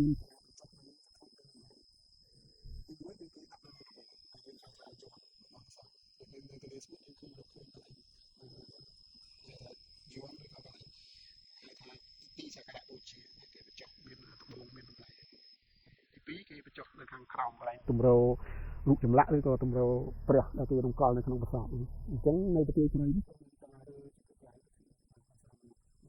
ហើយកត្តាសំខាន់មួយទៀតគឺគេហៅថាសុខភាពឬក៏រចនាសម្ព័ន្ធរបស់ប្រាសាទមានន័យថារូបផ្ទាល់ប្រាសាទគឺតែម្ដងគឺមានន័យថាប្រាសាទនេះរចនាសម្ព័ន្ធរបស់ប្រាសាទគឺចុះខ្សោយដោយសារទី1ដីគ្រឹះស្រុតទី2គុណភាពនៃសម្ភារៈពីថ្មហ្នឹងគឺវាខ្សោយចុះខ្សោយគុណភាពវាពុកវាផុយវាប្រេះបែកចឹងណាបាទហើយនៅពេលដែលគ្រឹះចុះខ្សោយអញ្ចឹងរចនាសម្ព័ន្ធបន្ទប់ខាងលើហ្នឹងវារងវាធ្ងន់អញ្ចឹងបណ្ដាលឲ្យសំណង់ដែលនៅខាងក្រោមនេះខូចរូបរាងផ្លាស់ប្ដូររូបរាងស្រុតណាអាចទៅជាមានស្នាមប្រេះស្រាំឬក៏ដួលរលំតែម្ដងបាទលក្ខណៈពិសេសនៃប្រាសាទនេះដូចខ្ញុំបាននិយាយខាងដើមម្ដងហើយថាប្រាសាទបន្ទាយព្រៃគឺស្ថិតនៅក្នុងសម័យបាយ័នគឺក្នុងរចនាបថបាយ័នណាគឺចុងសតវត្សទី12ហើយឧទ្ទិសទៅដល់ពុទ្ធសាសនាមហាយានគឺនៅទីនេះគឺយើងឃើញមានទេពព្រះលោកកេសោឬក៏ដែលខ្មែរយើងហៅថាព្រះពោធិសត្វបាទដែលយើងមើលឃើញនៅលើសល់នៅលើហោជាងជាពិសេសនៅលើហោជាងខាងកើតនៃខ្លោងទ្វារទី2ដែលយើងកំពុងជួសជុលនោះនៅលើថ្មដែលយើងរាយប៉ាយធ្លាក់លើដីហើយយើងប្រមូលមកវិញយើងឃើញរូបព្រះពោធិសត្វឈរអង្គណាបាទមានដៃ4ប៉ុន្តែក្រោយមកចម្លាក់ដៃ4ហ្នឹងដៃ2ខាងលើនេះនៅសល់តែដៃ2ខាងក្រោមដៃ2ខាងលើប្រហែលជាត្រូវបានគេដាប់ចេញដើម្បីកែប្រាសាទហ្នឹងទៅប្រើឲ្យត្រូវទៅនឹងទស្សនៈសាសនានៃរាជបន្តបន្ទាប់ដូចយើងដឹងហើយបន្ទាប់ពីរាជព្រះបាទជ័យវរ្ម័នទី7គឺព្រហ្មញ្ញសាសនាត្រូវបានលើកដំកើងឡើងវិញណានៅក្នុងរាជបន្ទាប់ដូច្នោះហើយនៅពេលនោះយើងឃើញថាទិដ្ឋភាពសាសនានៅក្នុងតំបន់អង្គរនេះដែលបន្សល់ផុសតាងតាមរយៈចម្លាក់នៅលើប្រាសាទហ្នឹងយើងឃើញថាអត់មានការកសាងអ្វីថ្មីទេចាប់ពីក្រោយសម័យបាយ័នទៅប៉ុន្តែគេយកប្រាសាទដែលមានស្រាប់ហ្នឹងមកប្រើនៅក្នុងព្រហ្មញ្ញសាសនាវិញម្ល៉េះហើយរូបចម្លាក់ដែលសំខាន់នៃសាសនាមុននោះត្រូវបានគេកែឧទាហរណ៍ពពោធិសត្វត្រូវបានគេកែទៅព្រះវិស្ណុយើងឃើញមាននៅប្រខ័ណ្ឌនៅនាគពណ៌នេះរូបដៃ4ដែលខ្ញុំថាមិញហ្នឹងត្រូវបានដៃ2ខាងលើគេដាក់ចោលគេទុកតែដៃ2ខាងក្រោមទេគេកែរូបទេពហ្នឹងឲ្យទៅជាព្រហ្មញ្ញសាសនាវិញតម្រូវទៅនឹងសាសនានៃរាជបន្ទាប់នោះរឿងសំខាន់គឺរឿងនោះបាទអានេះអ្នកទស្សនាតើតែព្យាយាមសង្កេតឲ្យម៉ត់ចត់នេះបានដឹងថារូបពីមុនជាស្អីរូបបច្ចុប្បន្នជាស្អីតាមពិតរូបតែមួយគ្រាន់តែថាគេកែណាបាទកែរូប ពុទ្ធសាសនាឲ្យទៅព្រហ្មញ្ញសាសនាគឺកែប្រាសាទទាំងមូលហ្នឹងឲ្យទៅព្រហ្មញ្ញសាសនាប៉ុន្តែរូបផ្សេងទៀតដែលនៅជុំវិញរូបដែលធំរូបដែលគោលចម្បងហ្នឹងគេអត់បានដាប់លុបកែទេពីព្រោះគេគិតថាគេត្រូវការរូបហ្នឹងដដែលណាប្រើបាទអញ្ចឹងគេកែតែរូបធំទេសម្រាប់ព្រហ្មញ្ញសាសនាបាទសរុបមកវិញថាគោលបំណងនៃការជួសជុលខ្លងទ្វារទី2ខាងកើតគឺដើម្បីពង្រឹងរចនាសម្ព័ន្ធហ្នឹងឲ្យមានប្រសិទ្ធភាពឡើងវិញមូលហេតុនៃការខូចខាតរបស់ខ្លងទ្វារហ្នឹងទី1ដោយសារខ្លងទ្វារហ្នឹងឈរនៅលើមាត់កសិនណាវាអែបនឹងទឹកនេះអញ្ចឹងហើយបានជាទូទៅនៅពេលដែលយើងធ្វើការសិក្សាវាតម្លៃទៅលើផ្នែកស្ថាបត្យកម្មយើងឃើញថាប្រាសាទហ្នឹងភាគច្រើននៅចុងសងខាងផ្នែកខាងជើងខាងត្បូងនៃអាគារហ្នឹងគឺវាមានការស្រុតជាពិសេសមុខខាងកើតស្រុតខ្លាំងបើប្រៀបធៀបទៅមុខខាងលិចដោយសារអីដោយសារសំណង់ហ្នឹងឈរនៅអែបនឹងមាត់ទឹកនឹងកសិនអញ្ចឹងកាលណាទឹកនៅក្នុងកសិនវាបាត់បង់នៅលំនឹងមានន័យថាឡើងចុះមិនថិតថេរអញ្ចឹងការប្រែប្រួលទឹកនៅក្នុងកសិនទឹកនៅក្រោមសន្ទប់ដីហ្នឹងធ្វើឲ្យគ្រឹះដីខ្សាច់ហ្នឹងក៏វាប្រែប្រួលទៅតាមនឹងដែរនោះជាមូលហេតុនៃការបាក់ស្រុតហើយមូលហេតុទី2គឺដោយសារដើមឈើដុះលូតលាស់ហើយដួលលើថ្មឬក៏ចាក់ឫសប៉ើងថ្មណាបាទទី2ទី3គឺដូចខ្ញុំនិយាយហ្នឹងគឺកត្តាមនុស្សដែលនាំគ្នាមកឬកកាយដកថ្មយកទៅចេញយកទៅប្រើកន្លែងផ្សេងធ្វើឲ្យរចនាសម្ព័ន្ធជើងក្រោមនៃសំណង់ហ្នឹងខ្សោយក៏ជាមូលហេតុដែលនាំឲ្យប្រាសាទហ្នឹងបាក់រលំដែរបាទហើយពេលកំណាយនៅឆ្នាំខែ8 2024យើងរកឃើញទ្វារបាលមួយនៅមុខខាងជើងនេះអែបនឹងច្រកចូលខាងកើតបាទជ្រុងខាងជើងហ្នឹងបាទយើងឃើញរូបទ្វារបាលមួយគឺដួលនៅនឹងឯងបាទគឺនៅរូបហ្នឹងនៅល្អគ្រាន់តែថាពេលដួលទៅគឺវាបាក់ជា5ជា4 5បំណែកចឹងទៅប៉ុន្តែយើងអាចជួសជុលបានហើយរូបហ្នឹងសូមបញ្ជាក់ថារូបហ្នឹងយើងបានបញ្ជូនទៅរក្សាទុកនៅសារមន្ទីរព្រះនរោត្តមអង្គរដើម្បីជួសជុលព្យាបាលហើយនឹងរៀបចំរក្សាទុកនៅទីនោះបាទអរគុណច្រើនពីពលករដែលគ្មានជំនាញសោះរហូតដល់គាត់ហ្នឹងខ្លាយទៅជាអ្នកជំនាញនៅក្នុងការងារអភិរក្សហើយឆ្នាំ94បានខ្ញុំទៅព្យាបាលធ្ងន់សម្រាប់ពេលនេះជាង30ឆ្នាំហើយដល់ពេលមកដល់ថាមុនដំបូងមើលទៅវារឹងថាកន្លែងបែកបាក់ទៅមើលទៅអត់សមដល់ពេលយើងរៀបទៅមើលទៅស្អាតក៏សប្បាយចិត្ត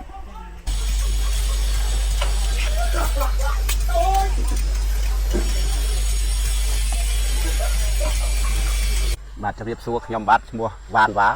ជាបុគ្គលិករបស់ WMS ប្រចាំការដ្ឋានប្រាសាទភ្នំបាក់ខែងនៅទីនេះខ្ញុំអ្នកមើលការខុសត្រូវផ្នែកបុគ្គលិកផ្នែកកម្មករទាំងអស់នៅទីដំបូងខ្ញុំចូលធ្វើការ WMS នៅឆ្នាំ1992ដោយសារខ្ញុំឈប់រៀនទៅគេខាង WMS គេរើសកម្មករខ្ញុំក៏បានចូលសម្រាប់ពេលនេះជាង30ឆ្នាំហើយចូលមុនដំបូងខ្ញុំចូលមុនដំបូងគឺត្រួសត្រាយព្រៃនៅតាមជើងបទាយរបស់ប្រាសាទប្រខ័ននោះក្រោយមកឆ្នាំ94បានខ្ញុំទៅព្យាបាលថ្មទើបមកទៀតបានរៀបថ្មធម្មតាទៅចូលរៀបថ្ម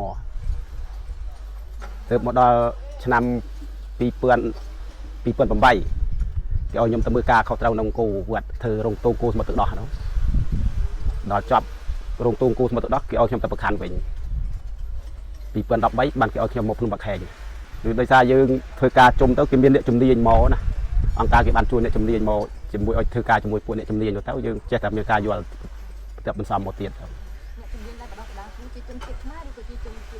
មានជនជាតិបរទេសទេដែលអង្គការគេជួលមកជួយបណ្ដុះបណ្ដាលណាបណ្ដុះបណ្ដាលនោះខាងអង្គការណាដែលជួយបណ្ដុះបណ្ដាលគូWMS គេជួលអ្នកជំនាញមកមានអ្នកប្រើរៀបថ្មគឺមានអ្នកជំនាញរៀបថ្មមកពីអាមេរិកដែរបាទហើយនឹងខាងប្រសាយសណអ្វីអីក៏គេជួលមកចុះពូបានទទួលវគ្គបណ្ដុះបណ្ដាលផ្នែកអីឲ្យយើងមានពូមិនមានថាមានស្អីគេអ្នកអីជំនាញទៅសណអីទៅពូខ្ញុំគ្រាន់តែធ្វើការជាមួយគេផ្ទាល់ដល់គេយកយើងទៅធ្វើការជាមួយគេរយៈពេលមួយសប្ដាហ៍ចេះទៅគេប្រឡែងយើងចាញ់ទៅគេទៅវិញយើងធ្វើខ្លួនយើងទទួលបានអត្ថប្រយោជន៍បានច្រើនក្រិនដែរមានដូចរាល់ថ្ងៃគេមានបងបសសឲ្យយើងពីមុនមាន insurance ដល់ចាប់ដើមបសសចេញមកក៏គេលុប insurance ចេញយើងនៅប្រើបសសអត់ទៅហើយមានដូចអតីតភាពការងារអីគេឲ្យដែរ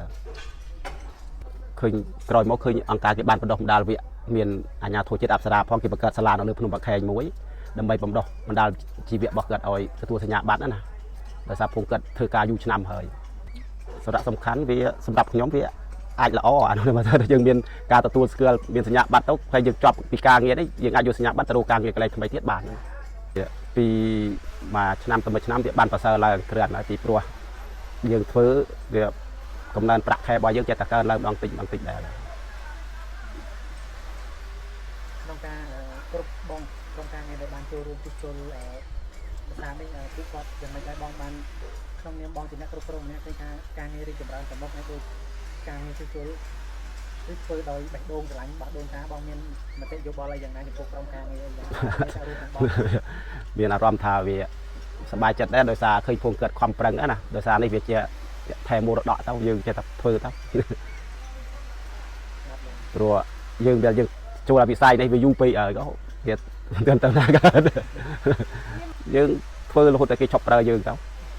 បើគេនៅតែប្រើយើងបានយើងធ្វើបន្តទៅចូលនិវត្តន៍លុះត្រាតែអង្គការគេឲ្យយើងចូលទៅបើវាគ្មានបញ្ហារឿងសុខភាពទេក៏យើងអាចនៅបន្តទៀតបានក៏យើងនៅបើថាបញ្ហាសុខភាពយើងមិនអាចធ្វើបានក៏យើងអាចចូលនិវត្តន៍ទៅ ខ្ញុំឈ្មោះសូនៅភូមិស្រះស្រង់មកជាងមួយឆ្នាំហើយ យ៉ាងម៉េចដែរការងារជួបជុលនៅក្នុងបន្ថែមមានភាពងាយស្រួលឬក៏លំបាកយ៉ាងម៉េចដែរ អត់សូវលំបាកទេ មូលហេតុអីមិនសូវលំបាក មកវិញយើងចេះជួយគ្នាទាំងអស់គ្នាទៅអត់លំបាកបើសម្រាប់ខ្ញុំមើលទៅមិនសូវខុសប្រហែលទេតែនៅនោះក៏រៀបមកនេះក៏រៀបថ្មផកផងថ្មបាច់ក្រៀមផងមកច្រើនដែរមកយកប្រហែលនេះចុះវាច្រើនកន្លែងដល់យកមកឲ្យខ្ញុំមើលនេះវាច្រើនកន្លែង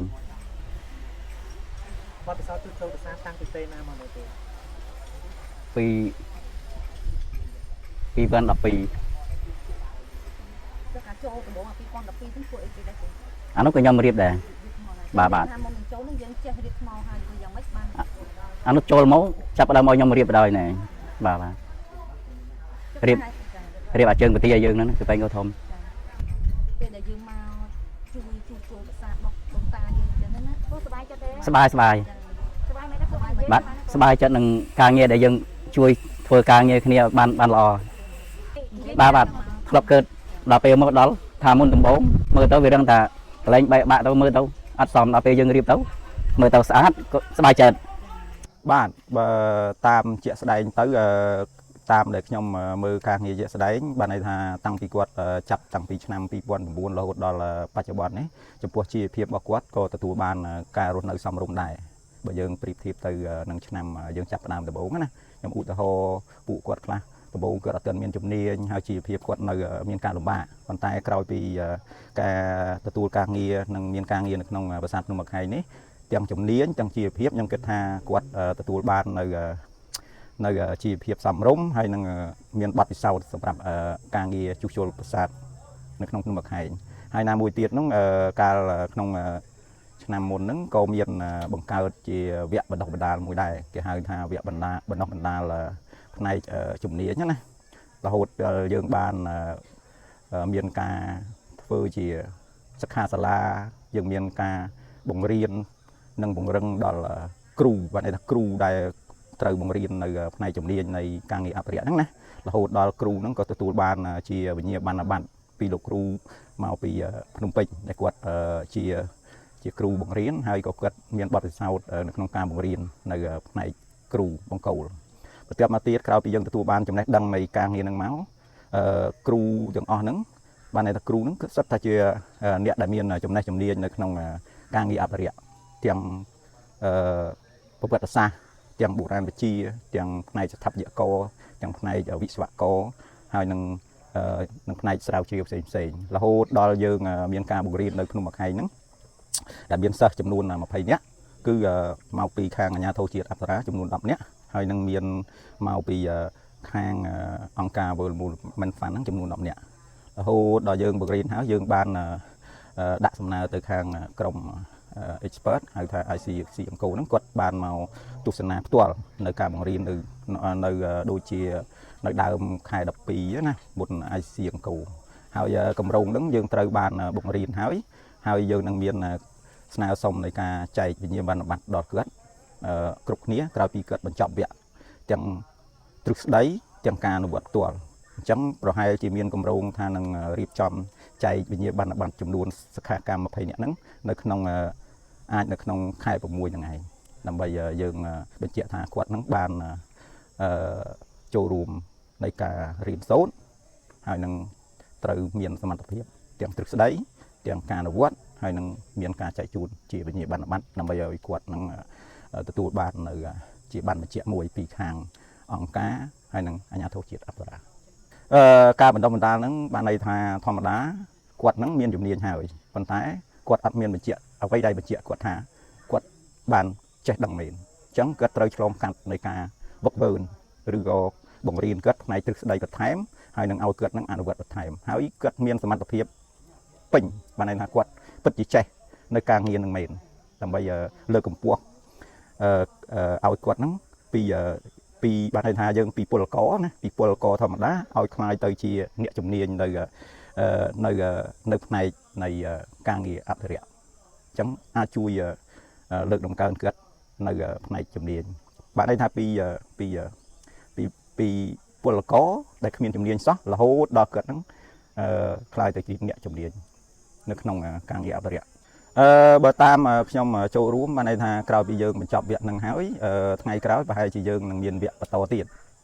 ហើយវគ្គបន្តទៀតហ្នឹងប្រហែលជាអាចក្នុងឆ្នាំបន្ទាប់ប៉ុន្តែកាលដែលយើងវគ្គបន្តទៀតហ្នឹងយើងនឹងមានការជ្រើសរើសទូទៅហ្មងបានន័យថាជ្រើសរើសទូទៅមិនមែនយកតែពលកររបស់អាជ្ញាធរជាតិអប្សរាឬក៏ពលកររបស់អង្គការមូលនិធិពិភពលោកទេគឺយើងអាចជ្រើសរើសពលករគ្រប់ជំនាញដូចជានៅក្នុងតំបន់អង្គរបើតាមខ្ញុំទទួលបានព័ត៌មានបានន័យថាទោះបីតែផ្នែកខាងទេសចរផ្នែកសម្អាតផ្នែកបរិស្ថានឬក៏ផ្នែកធនធានទឹកផ្សេងក៏អាចចូលរួមនៅក្នុងវគ្គបណ្ដុះបណ្ដាលនៃវគ្គហ្នឹងដែរព្រោះដោយសារអីការវគ្គបណ្ដុះបណ្ដាលហ្នឹងយើងផ្ដោតទៅលើ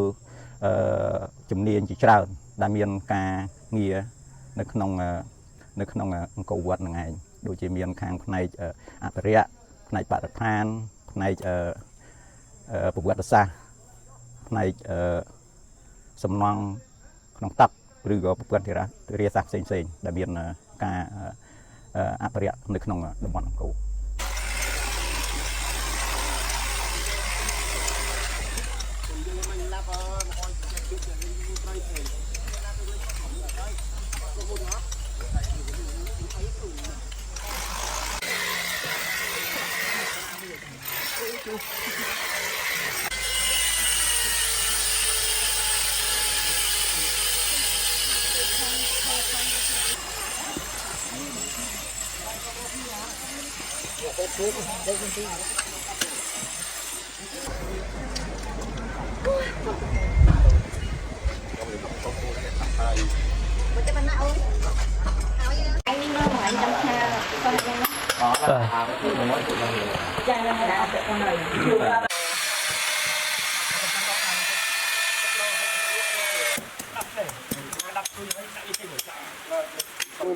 ទី50 60បាទ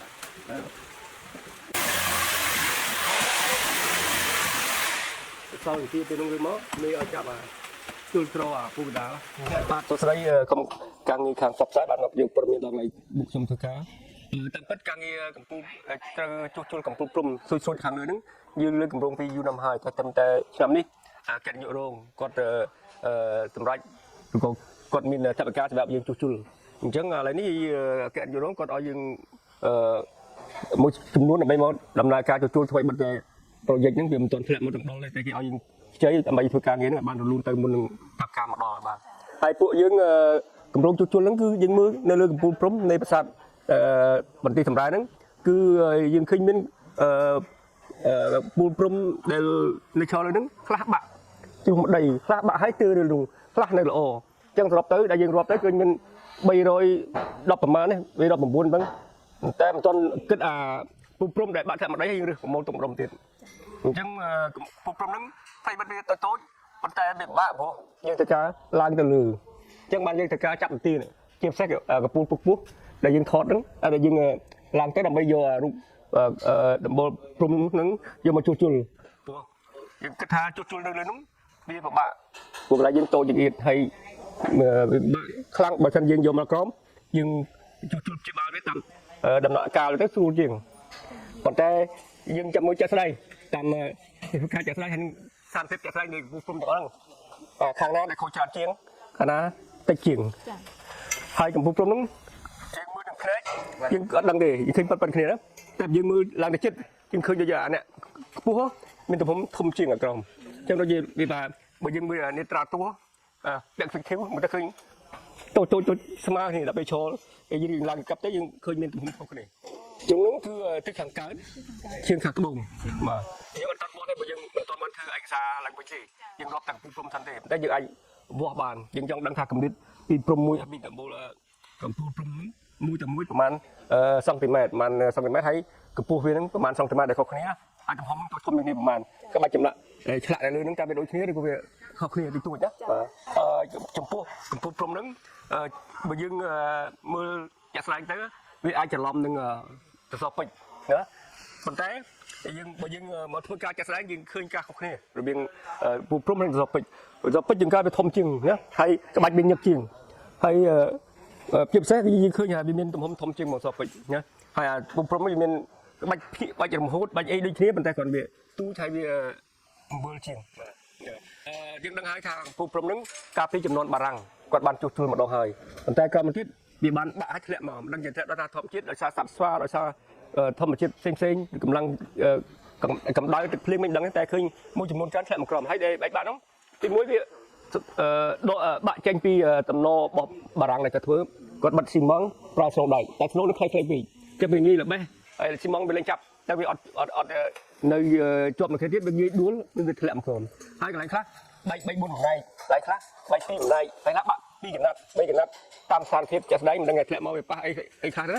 តែយើងរកមកឃើញដែលប្រាំងបានជួសជុលបន្សល់នៅដែកសរសៃហើយនឹងស៊ីម៉ងហើយមានកៅខ្លះកន្លែងខ្លះដាច់ប្រាស់កៅដែរមកតបតែបលួននឹងវាខ្លីពេកថាយើង2សង់ទីម៉ែត្រអីពីមកខាងតែវាអត់ជាប់បានយូរហើយដោយសារគាត់អត់មានម៉ាស៊ីនស្វាតដល់យើងសប្ងៃឬក៏យ៉ាងបាច់បោះស្នាមដែល10តហ្នឹងគាត់ប្រើពលិដាក់4ជ្រុងអត់មានរុនមូលដូចយើងប្រើស្វាតដោយសប្ងៃទេបាទតាមខ្ញុំយល់ណាមកថា AKO គេនេះព្រំនឹងវាដូចជាលំអផងដូចជាសេម៉ាដែរហើយសេម៉ាដូចយើងចូលទ្វារឃើញមានគូបនរីយ៉ាងហ่าព្រំទ្វារដាក់ចូលមកមានសេម៉ាដែរនឹងវាមានលក្ខណៈទី1លំអទី2គឺមានសេម៉ាបាទចុះសេម៉ាអីដឹងទៅណាបាទបើតាមមើលចាក់ស្ដែងនៅលើព្រំហ្នឹងគឺយើងឃើញមានមួយជុំគ្រប់តបោទាំងអស់គឺមានមិនមែនមានតែប្រាសាទទេមានប្រាសាទដទៃក៏មានជាពិសេសអង្គរវត្តប៉ុន្តែនៅអង្គរវត្តបើយើងមើលឃើញថានៅអង្គរវត្តព្រំគេអត់ឆាកជារូបផ្កាឈូកកំពុំទាំងទេគេឆាកជារូបអប្សរាឈរលំព្រោះអ្វីដែលយើងឃើញនៅរងតងនៅសល់ខ្លះនៅក្នុងរងតងប្រព័ន្ធហើយនឹងខាង WMS គេសាក់បងឆ្លាក់1 2ដាក់បន្តទៅលើរងតងកូនមកអស់នៅអង្គរវត្តអានោះគឺរូបអប្សរារំខុសពីអានេះជារូបផ្កាឈូកកំពុំបាទក្រុមខ្ញុំដោយសារក្រុមខ្ញុំមានការបង្រៀនឬក៏បន្ថែមទៅលើវគ្គជំនាញដែលយើងបរៀន2ឆ្នាំកន្លះហ្នឹងមកធ្វើការនឹងដែរអញ្ចឹងក្រុមយើងមាន14នាក់ប៉ុន្តែជួនកាលយើងដកកម្លាំងទៅជួយខាងនោះជួនកាលយើងអាចដោះដូរខាងនោះមកដើម្បីមករៀនសូត្របន្ថែមពីពួកយើងអញ្ចឹងកន្លែងនេះគឺយើងដោះដូរចំណេះដឹងអំឡេចចែកគ្នាទៅវិញមកអ្នកថ្មីរៀនតាមអ្នកចាស់បង្រៀនអ្នកថ្មីបីតែចេះបង្រៀនគេទៅមកបាទអរគុណចំពោះការជួសជុលយើងនឹងព្យាយាមរវាស់ឬទំហំឬក៏ຂະຫນាតវាចែកជាដំណាក់កាលជាក្រុមដូចជានៅលើដំបូលកំពូលកដាលយើងមានទំហំធំដូចយើងដំបូលកំពូលបណ្ណាល័យដែរអញ្ចឹងដំបូលនៅលើដំបូលបាយក្រៀមនេះមានដែរប៉ុន្តែវាមានតូចជាងហើយយើងសិក្សាថាអាណាមួយដែលយើងរកឃើញបណ្ណាល័យវាយើងតទៅវិញហើយបើវាពុកផុយយើងត្រូវពង្រឹងឲ្យវារឹងទៅវិញហើយបិទបាយអទៅតែបើវាមិនពុកផុយទេយើងគ្រាន់តែបិទកៅបិទបាយអកាស់ពេលមកទឹកវាជ្រាបចូលដូចមុនទៅហើយយើងនឹងព្យាយាមយកទៅដាក់វិញហើយការយកទៅដាក់វិញយើងគិតថានៅតាមរុនដែលគេរុនពីដើមដែលគាត់ដាប់នៅលើកំពូលព្រំឃើញរុនខ្លះភាគច្រើនគឺប៉ុនគ្នាប៉ុន្តែបើយើងមើលពំលួញសកំពូលព្រំដែលយើងធ្លាក់មកដីហ្នឹងខ្លះវាទូចអញ្ចឹងយើងមិនដឹងថាជាក់ស្ដែងយើងគួរតែបន្ថែមពំលួញឬក៏យើងធ្វើយ៉ាងណាឲ្យវាជាប់ឡើងវិញសំណើដោយសារប្រាសាទនេះយើងអត់មានស្វារំខានបើសិនជាមានស្វារំខានដូចអង្គរវត្តថាយើងអត់នឹងធ្លាក់មកដឹងលើអ្នកទេសចរនោះបានដែរហើយឃើញវាដេកទៅហើយវាងាយស្វាវាមកវារុនវាឆ្កឹះជិលវាអាចពុះថ្នាក់ច្រើនបាទកម្រងហ្នឹងពីមុនខ្ញុំថាសុំ6ខែប៉ុន្តែដោយថាជាក់ស្ដែងមើលទៅប្រហែលជាអាចយូរដោយសារយើងចាប់មន្ទីរខ្ពស់ពេកយើងចាប់មន្ទីរពីកន្លែងមួយកន្លែងមកហើយមន្ទីរអត់គ្រប់យើងត្រូវការចល័តឬពីកន្លែងហ្នឹងបានទៅកន្លែងមួយទៀតអ lại nào đây cua dương chập bằng mồn chẳng rong dương mình exact cái bàn tay nhưng khi dương thôi ở toàn pem lia để thôi tại bàn nè បងការជួលថ្ងៃរំតងជ្រុងអេសាននេះទេឬក៏ជុំវិញ ទៅជ្រុង អេសាននេះ បាទមិនតែជ្រុងអេសានទេគឺជុំវិញទាំងអស់កន្លែងណាដែលមានពងព្រំដួលបាក់ណាហើយកន្លែងណាដែលដែលបាត់បង់ហើយយើងរកមិនឃើញយើងព្យាយាមយកអាធ្លាក់បាក់នឹងដីនេះរកឃើញយើងអាចដាក់បន្ថែមទៀតព្រោះយើងរកឃើញបំណាច់ជាច្រើននឹងក្រមដែលធ្លាក់ហ្នឹងអញ្ចឹងយើងហើយយកអាហ្នឹងដាក់កន្លែងផ្សេងទៀតហើយយើងមិនមែនតែ300ជាងទេតែអាចច្រើនជាងហ្នឹងពេលដែលយើងរកឃើញទៀតហើយយើងកន្លែងខ្លះបើសិនជាអាចធ្វើតែបានយើងនឹងដាក់ថ្មថ្មីចំនួនដូចយើងឆ្លាក់ដោឆ្លាក់នេះណាតែកន្លែងហ្នឹងខុសខាតយើងអាចចំនួនបានយើងដាក់បំពេញដើម្បីយកដាក់បន្ថែមទៀតអញ្ចឹងចំនួនវាពេលច្រើនជាងកម្រងយើងដែលយើងសរសុំហ្នឹងអរគុណប៉ុន្តែចាំបើសិនជាឡើងទៅលើយើងឃើញណានៅលើព្រំហ្នឹងរហូតអញ្ចឹងគេដាក់រុនវាដាក់ប្រហោងវាធ្វើបលួញហើយបាទមើលហើយកំពូលព្រំហ្នឹងគេដាក់បលួញវាស្រាប់ដាក់បញ្ចូលប៉ុន្តែខ្ញុំបារម្ភព្រោះបលួញ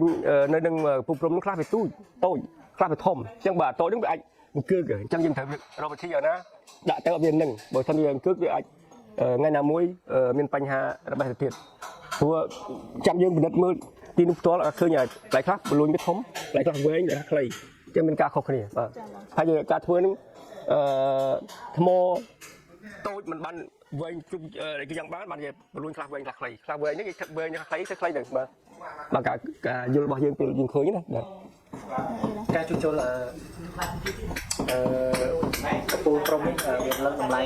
ប្រាសាទនេះយ៉ាងណាព្រោះមានតែប្រាសាទនេះទេដែលនៅសល់កពូលព្រំដែលមើលទៅឃើញវាល្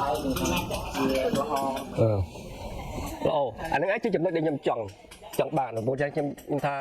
កម្រងហ្នឹងខ្ញុំលើកបាន2ឆ្នាំនេះហើយបាទប៉ុន្តែវាមិនទាន់ធ្លាក់មកតែឆ្នាំនេះបានយើងមានឱកាសអញ្ចឹងការយើងគាត់ថាគុំប្រាសាទទាំងអស់ដែលខ្ញុំលើកឡើងមកអញ្ចឹងទោះបីនឹងខុសវត្តក៏មានពូព្រំដែរប៉ុន្តែគាត់ថាក្បាច់ខុសគ្នាចម្លាក់ខុសគ្នាអញ្ចឹងហើយទីនេះគឺជាប្រាសាទតែមួយគត់ណាដែលនៅតំបន់សៀមរាបដែលយើងមើលឃើញមាននៅសល់នៅលើកំពូលហើយអ្នកទេសចរដែលមកទស្សនាក៏គេមានការចាប់អារម្មណ៍ដែរព្រោះយើងតែដឹងថាប្រាសាទខ្មែរទាំងអស់មិនមែនមានតែប្រាសាទនឹងមួយទេប្រាសាទផ្សេងៗទៀតក៏មានការរចនាលើកំពូលព្រំដែរអញ្ចឹងអានឹងពេលដែលធ្វើឲ្យសម្ព័ន្ធភាពលេចឡើងបន្ថែមទៀតចំពោះអ្នកទេសចរចំពោះកូនខ្មែរយើងដែលមិនបានដឹងពីមុនមកយើងមិនបានដឹងពីដើមដែលគេដែលមកអង្គរគេមិននឹកស្មានថាមានណាលម្អលើព្រំយ៉ាងទៀតទេណាប៉ុន្តែឥឡូវនេះធ្វើឲ្យចេញនៅផ្សារនេះមួយដើម្បីអ្នកទេសចរមកអាចមើលឃើញហើយស្វែងយល់ថាប្រាសាទរបស់យើងមានអ្វីខ្លះដែលរចនាបន្ថែមនៅពលឺនោះបាទចំណែកដែលបាត់បង់ទាំងស្រុងយើងអាចទៅថ្មីយើងបន្ថែមខ្លះបានទេចំណុចហ្នឹងយើងទុកឲ្យខាងមេក៏សម្រាប់តែព្រោះយើងចាត់ថ្មីយើងទៅកាយថ្មថ្មីហើយដោយសារខាងBenny Charter ឬក៏អង្គរ Charter ហ្នឹងគេមិនអនុញ្ញាតឲ្យយើងប្រើថ្មថ្មីច្រើនទេអញ្ចឹងបើយើងអាចជួសជុលអាចដាក់បានដាក់ទៅនេះក៏ដាក់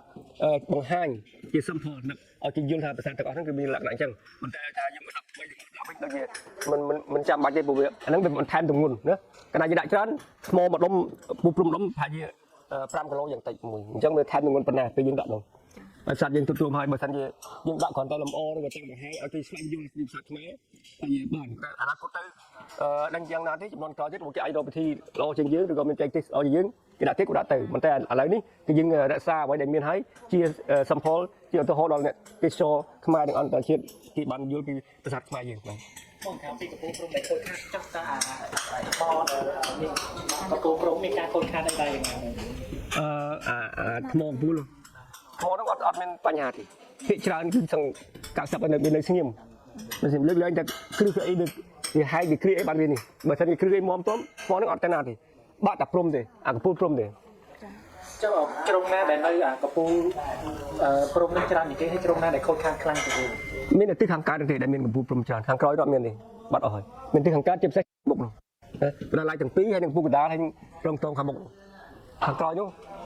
អត់មានទេតែនៅកន្លែងខាងទ្វារខាងអង្លេចថាជាមានដែរអានោះកន្លែងសំខាន់ណាហើយដល់ហើយគេហៅថាដេងច្រាលឬបើរកាពីរហើយមួយទៀតស្អីនេះពេចបាត់ហើយខ្មែរយើងអកោថាខ្លះគេហៅនាងច្រាលហើយតែបើរកាបានតែខ្លះថានាងច្រាលគឺនៅក្រមរោងស្បូវគេវិញអានេះមកហើយនេះក្រមវាបលួយផងបលួយគេបាក់នេះមានបាក់តែខដល់ទីដាក់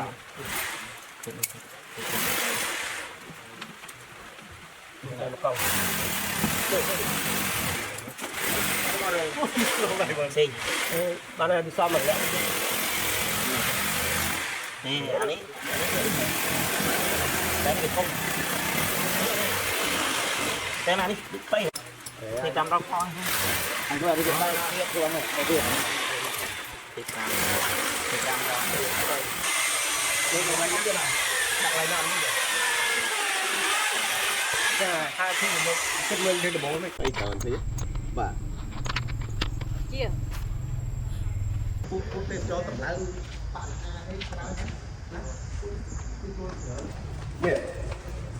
đây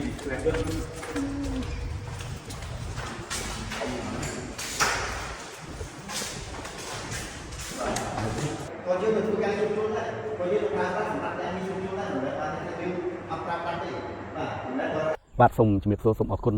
ខ្ញុំសូមបញ្ជាក់ថានៅក្នុងផែនការនៃការរៀបចំជាប្លង់មេរួមនៃការអភិរក្សក៏ដូចជាការអភិវឌ្ឍប្រកបដោយចីរភាពសំដៅទៅលើការបង្កើននៃទេសនាចរនៃភ្ញៀវក្នុងតំបន់ក្រុងកោះធំនេះបាទយើងអាជ្ញាធរជាតិអប្សរាបានរៀបនៅផែនការរួមមួយបាទដែលចំបាច់បញ្ចូលในការងារអភិរក្សក៏ដូចជាការងារខាងផ្នែកវិស័យទេសចរបាទដោយតែយើងបានឃើញស្រាប់នៅខាងក្រោយខ្នងខ្ញុំនេះគឺជារោងអគារទី1នៃអភិរក្សអង្គរបាទបានន័យថានៅក្នុងរោងនេះត្រូវបានប្រើប្រាស់ជាមណ្ឌលនៃការជួសជុលបាទជាទីកន្លែងការងារផងជាទីកន្លែងជួសជុលផងជាទីកន្លែងដែលធ្វើសកម្មភាពក្នុងកិច្ចការងារជួសជុលអង្គរតាំងពីឆ្នាំ1924មកម្លេះបាទហើយរោងនេះក៏ត្រូវបានមិនប្រើប្រាស់បាទហើយនឹងត្រូវបានយកទៅធ្វើជាគេហៅថារោងអភិរក្សថ្មីមួយទៀតនៅក្នុងក្រុងអង្គរសំទុះនៅក្នុងក្រុងសៀមរាបដែលរាល់ថ្ងៃយើងស្គាល់នៅក្នុងភូមិត្រាំងសង្កាត់ស្លក្រាមបាទដែលហៅថាជាអភិរក្សឋានអង្គរហ្នឹងបាទអញ្ចឹងគឺថានេះគឺជាដំណើរការវិវត្តនៃការប្រើប្រាស់នៃអគារក៏ដូចជាសកម្មភាពនៃការជួសជុលនៃអភិរក្សឋានអង្គរនៅក្នុងរមណីយដ្ឋានអង្គរនេះពីដំណាក់កាលមួយទៅដំណាក់កាលមួយបាទ ទៅការក្រងឲ្យប្រើប្រាស់ឡើងវិញនៃអាគារទី1អភិរក្សខណ្ឌកូននេះយើងឃើញថាវាដោតលើសក្តានុពលអីខ្លះដែលនៅតែមានសម្រាប់អាគារបាទជាសក្តានុពលដែលយើងសង្កេតឃើញថានៅក្នុងទីក្រុងអង្គរធំនេះបាទនៅជុំវិញប្រាសាទបាយ័នទាំងមូលបាទគឺកំពុងតែមានសកម្មភាពនៃការជួសជុលជាច្រើនជាមួយគ្នានឹងទៀតសោតនៅសម័យមុនបាទយើងឃើញក្នុងពេលបច្ចុប្បន្ននេះថ្មជាច្រើនត្រូវបានដាក់ ឬប៉ាយបាទជុំវិញទាំងប្រាសាទបាយ័នក៏ដូចជាខាងផ្នែកខាងជើងក៏ដូចជាផ្នែកខាងលិចនៃប្រាសាទបាយ័នបាទអញ្ចឹងអ្វីដែលជាទូទៅសំខាន់របស់យើងក្នុងពេលបច្ចុប្បន្នគឺយើងធ្វើការចុះបញ្ជីនៃថ្មទាំងអស់នេះព្រោះយើងក្នុងពេលបច្ចុប្បន្នក៏យើងមិនទាន់ដឹងដែរថាថ្មហ្នឹងត្រូវបានយកមកពីណាទេបាទហើយនឹងត្រូវបានប្រើប្រាស់នៅកន្លែងណាទេពីមុនមកបាទក៏ប៉ុន្តែយើងត្រូវការក្នុងពេលបច្ចុប្បន្ននេះរៀបចំចុះបញ្ជី បាទទោះបីជាយើងបានដឹងថាមិនទាន់ដឹងថាមិនដឹងថាយកមកពីបែកការណាក៏ដោយក៏ប៉ុន្តែយើងចុះបញ្ជីសិនយើង scan យើងរក្សាទុកនៃអត្តសញ្ញាណរបស់គាត់យើងបានព័ត៌មានរបស់គាត់ទាំងអស់ហើយយើងយកថ្មទាំងអស់នេះយកមករក្សាទុកមួយដុំមួយកន្លែងដើម្បីជាគុណប្រយោជន៍ក្នុងការស្វែងយល់សិក្សាបន្ថែមទៀតស្រាវជ្រាវបន្ថែមទៀតថាតើថ្មនេះនឹងអាចត្រូវប្រើប្រាស់នៅផ្នែកណានៃប្រាសាទណាបាទ1 2អំពីថ្មដែលមានគេហៅថាក្បាច់ចម្លាក់បាទដែលមាននៅទីកន្លែងនេះដូចគ្នាដែរ យើងនឹងធ្វើការបង្គុំឡើងវិញសាកល្បងក្នុងករណីដែលថាថ្មទីកន្លែងដែលមានក្បាច់ចម្លាក់ទាំងអស់នោះជាផ្នែកមួយទាំងអស់ហ្នឹងជាផ្នែកមួយនៃអ្វីមួយរបស់ប្រាសាទគឺយើងបង្គុំសាកដើមឡើងវិញសិនហើយយើងទុកនៅទីនេះដើម្បីអាចអនុញ្ញាតឲ្យភ្ញៀវធ្វើការទស្សនាបានបាទស្វែងយល់អំពីខ្លឹមសារក៏ដូចជាអត្ថន័យនៃរូបចម្លាក់ដែលយើងបានរៀបគុំសាកដើមឡើងវិញនេះជាមួយគ្នានឹងទៀតសោតយើងក៏បានរៀបចំនៅ ផ្លូវវងទេសនាបាទដោយក្រុមអ្នកជំនាញរបស់យើងសិក្សាអំពីការផ្សារភ្ជាប់ការទេសនាពីប្រាសាទមួយទៅប្រាសាទមួយបាទតាមរយៈនេះនឹងធ្វើឲ្យទីកន្លែងនេះคล้ายទៅជាទីកន្លែងមួយមានលក្ខណៈប្រមូលផ្ដុំបាទព្រោះក្រៅតែពីការដែលយើងធ្វើឲ្យដំណើរការឡើងវិញនៅអាគារនេះក៏នឹងរៀបចំនៅពិព័រណ៍រូបភាពក៏ដូចជាសកម្មភាពការងារមួយចំនួនដែលបង្ហាញអំពីកិច្ចការងារជួសជុលអភិរក្សអង្គរនាពេលមុន បាទពីអតីតកាលជាមួយគ្នានឹងទៀតសោតអាគារនេះក៏នឹងរៀបចំឲ្យคล้ายទៅជាមជ្ឈមណ្ឌលមួយក្នុងការគេហៅថា lost and found បាទព្រោះយើងដឹងហើយថាភ្ញៀវទេសចរមួយចំនួនក៏មានការជ្រុះបាត់របស់ផ្លេចរបស់បាទហើយក៏ជាសេវាមួយដែលអាជ្ញាធរជាតិអប្សរាបានផ្ដល់ជូនបាទអញ្ចឹងគឺយើងត្រូវមានកន្លែងដែលគេហៅថា ជ្រុះផ្លេចរបស់អាចមកទទួលរបស់នៅទីនេះវិញបានបាទនេះក៏សិតតែជាផ្នែកមួយដែលយើងធ្វើយ៉ាងណាទី1បង្កើនសកម្មភាពទេសចរឲ្យកាន់តែមានភាពតាក់ទាញទី2ផ្ដល់សេវាកម្មឲ្យកាន់តែមានភាពទំនុកទុកចិត្តទី3គឺថាលើកតម្លៃនៅក្នុងតំបន់អង្គរធំនេះទាំងមូលនេះឲ្យកាន់តែខ្លាំងក្លាថែមទៀតជាពិសេសដូចយើងបានឃើញហើយនៅបាយ័នក៏មានការសកម្មភាពនៃការស្ដារនៃស្រះទាំងពីរនៅប៉ែកខាងកើតរបស់ប្រាសាទបាទហើយនៅខាងពលានជួលដំរីយើងក៏បានរៀបចំនៅប្រព័ន្ធស្រោចទឹកដែលអាចអនុញ្ញាតឲ្យស្មៅបាទវាលស្មៅខាងមុខនៃពលានជួលដំរីមានភាពបៃតងទាំងខុបប្រាំងខុបភាសាសកម្មភាពនៅក្រុមការងារខាងផ្នែកថែរក្សាព្រៃឈើធ្វើការកាត់ព្រៃមែកឈើកាត់បន្ថយនៃហានិភ័យមែកឈើដែលអាចនឹងមានបញ្ហានៅក្នុងរដូវវស្សាបាទហើយក្រុមការងារខាងផ្នែកទេសចររៀបចំនៅផ្លូវដើរក៏ដូចជាបរិការទេសចរមួយចំនួនដើម្បីអនុញ្ញាតឲ្យភ្ញៀវគាត់អាចធ្វើដំណើរបានដោយពុំមានបញ្ហានៅក្នុងតំបន់នេះបាទអញ្ចឹងទាំងអស់នេះគឺសុទ្ធតែជាសកម្មភាពដែលអាចជំរុញនៅសក្តានុពលជំរុញឲ្យរោងអភិរក្សរបស់យើងនេះកាន់តែមានភាពតាក់ទាញដែរក្រៅពីនេះដូចយើងបានឃើញស្រាប់អញ្ចឹងយើងមានបានដាក់តាំងនៅរូបភាពមួយចំនួនដើម្បីឲ្យភ្ញៀវទេសចរមកដល់កន្លែងហ្នឹងគាត់អាចមានការយល់ថាក្នុងទីក្រុងអង្គរធំទាំងមូលកន្លែងណាខ្លះដែលមានសក្តានុពលបាទទីតាំងនៃប្រាសាទចម្បងរបស់យើងនៅក្នុងអង្គរធំមានកន្លែងណាខ្លះបាទឧទាហរណ៍យើងនិយាយពីបាយ័នចេញពីបាយ័នមកគាត់គួរទៅកន្លែងណាបាទរោងអភិរក្សទី1ប្រាសាទបាភួនព្រះបរមរាជវាំងណាដែលក្នុងនោះព្រះបរមរាជវាំងប្រាសាទពិមានអាកាសគឺជាស្នូលដ៏ចម្បងនៃព្រះបរមរាជវាំងបាទហើយក្រៅពីនោះទៀតយើងមានប្រាសាទព្រះពិធូយើងមានក្រុមប្រាសាទស៊ូប្រវត្តិបាទសុទ្ធតែមានភាពល្អឯកល្អពិសេសដាច់ដល់ឡែកពីគ្នាបាទដែលបំពេញបន្ថែមនៅគុណតម្លៃជាលក្ខណៈប្រវត្តិសាស្ត្រផងក៏ដូចជាផ្នែកនៃចំណេះដឹងជូនទៅដល់ភ្ញៀវទេសចរផងដែរបាទហើយដុំដែលមានប្រសាសន៍ពីរឿងប្រវត្តិសាស្ត្រតើអាគារអភិរក្សដ្ឋានទី1នេះនៅសល់ស្លាកឆ្នាំប្រវត្តិសាស្ត្រស្អីសំខាន់ដែលមានសារៈសំខាន់អាចនឹងធ្វើឲ្យអ្នកទេសចរអាចឲ្យអ្នកសិក្សាជំនាន់ក្រោយអាចមកទស្សនាបានស្វែងយល់បាទយើងឃើញបើសិនជាយើងមើលចូលទៅខាងក្នុងបាទយើងឃើញការរៀបចំអាគាររបស់គាត់គឺមានលក្ខណៈជារោងជាងបាទមិនមែនដូចជាក្នុងពេលបច្ចុប្បន្នយើងមើលឃើញដូចជាអាគារមួយថ្មីសាឡាងអញ្ចឹងក៏ប៉ុន្តែបើនៅខាងក្នុងវិញយើងមើលវាទម្រង់ស្ថិតជារោងជាងមានធ្នើមានថ្នាក់មានការរៀបចំនៅតុបាទជាតុកម្រាលថ្មបាទហើយមានជាលក្ខណៈបែបសម្រាប់ឲ្យក្រុមការងារគេធ្វើកិច្ចការងារនៅលើហ្នឹងបាទអញ្ចឹងវាហាក់វាដូចជារោងជាងដែលយើងបើយើងទៅរោងជាងណាដទៃទៀតក៏ដូចគ្នាដែរមានកន្លែងថែជួសជុលមានកន្លែងឆ្លាក់មានកន្លែងនេះធ្វើនោះអីជាសកម្មភាពនៃការជួសជុលរបស់ពួកគាត់អាហ្នឹងទី1ទី2ក្រៅពីនោះទៀតយើងអាចមើលឃើញបាទការបន្សល់ទុកនៅគ្រឿងចក្រមួយចំនួនដូចជាឧបករណ៍កាត់ថ្មដូចជាអាងទឹកបាទដែលទាំងអស់នេះបង្ហាញថាអ្វីដែលក្នុងការជួសជុលវាមិនមែនសម្រាប់តែនៅក្នុងរោងតែមួយទេការជួសជុលវាត្រូវការសកម្មភាពនៅខាងក្រៅដែរហើយក៏ត្រូវការឧបករណ៍ជាច្រើនទៀតក្នុងការជាជំនួយបាទអញ្ចឹងទាំងអស់នេះវាបង្ហាញអំពីអតីតកាលមួយនៅកន្លែងនេះដែលមានការវិវត្តហើយការវិវត្តនោះជាអ្វីដែលជាគោលចម្បងសម្រាប់អាជ្ញាធរជាតិអប្សរាគឺថាថែរក្សា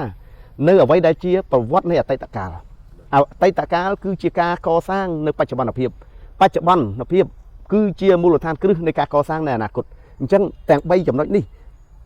អតីតកាលបច្ចុប្បន្ននិងអនាគតគឺมันអាចបែងចែកដាច់ដោយឡែកពីគ្នាបាននោះទេយើងត្រូវមានផែនការរួមមួយក្នុងការកោះកកាយឡើងវិញនៅអតីតកាល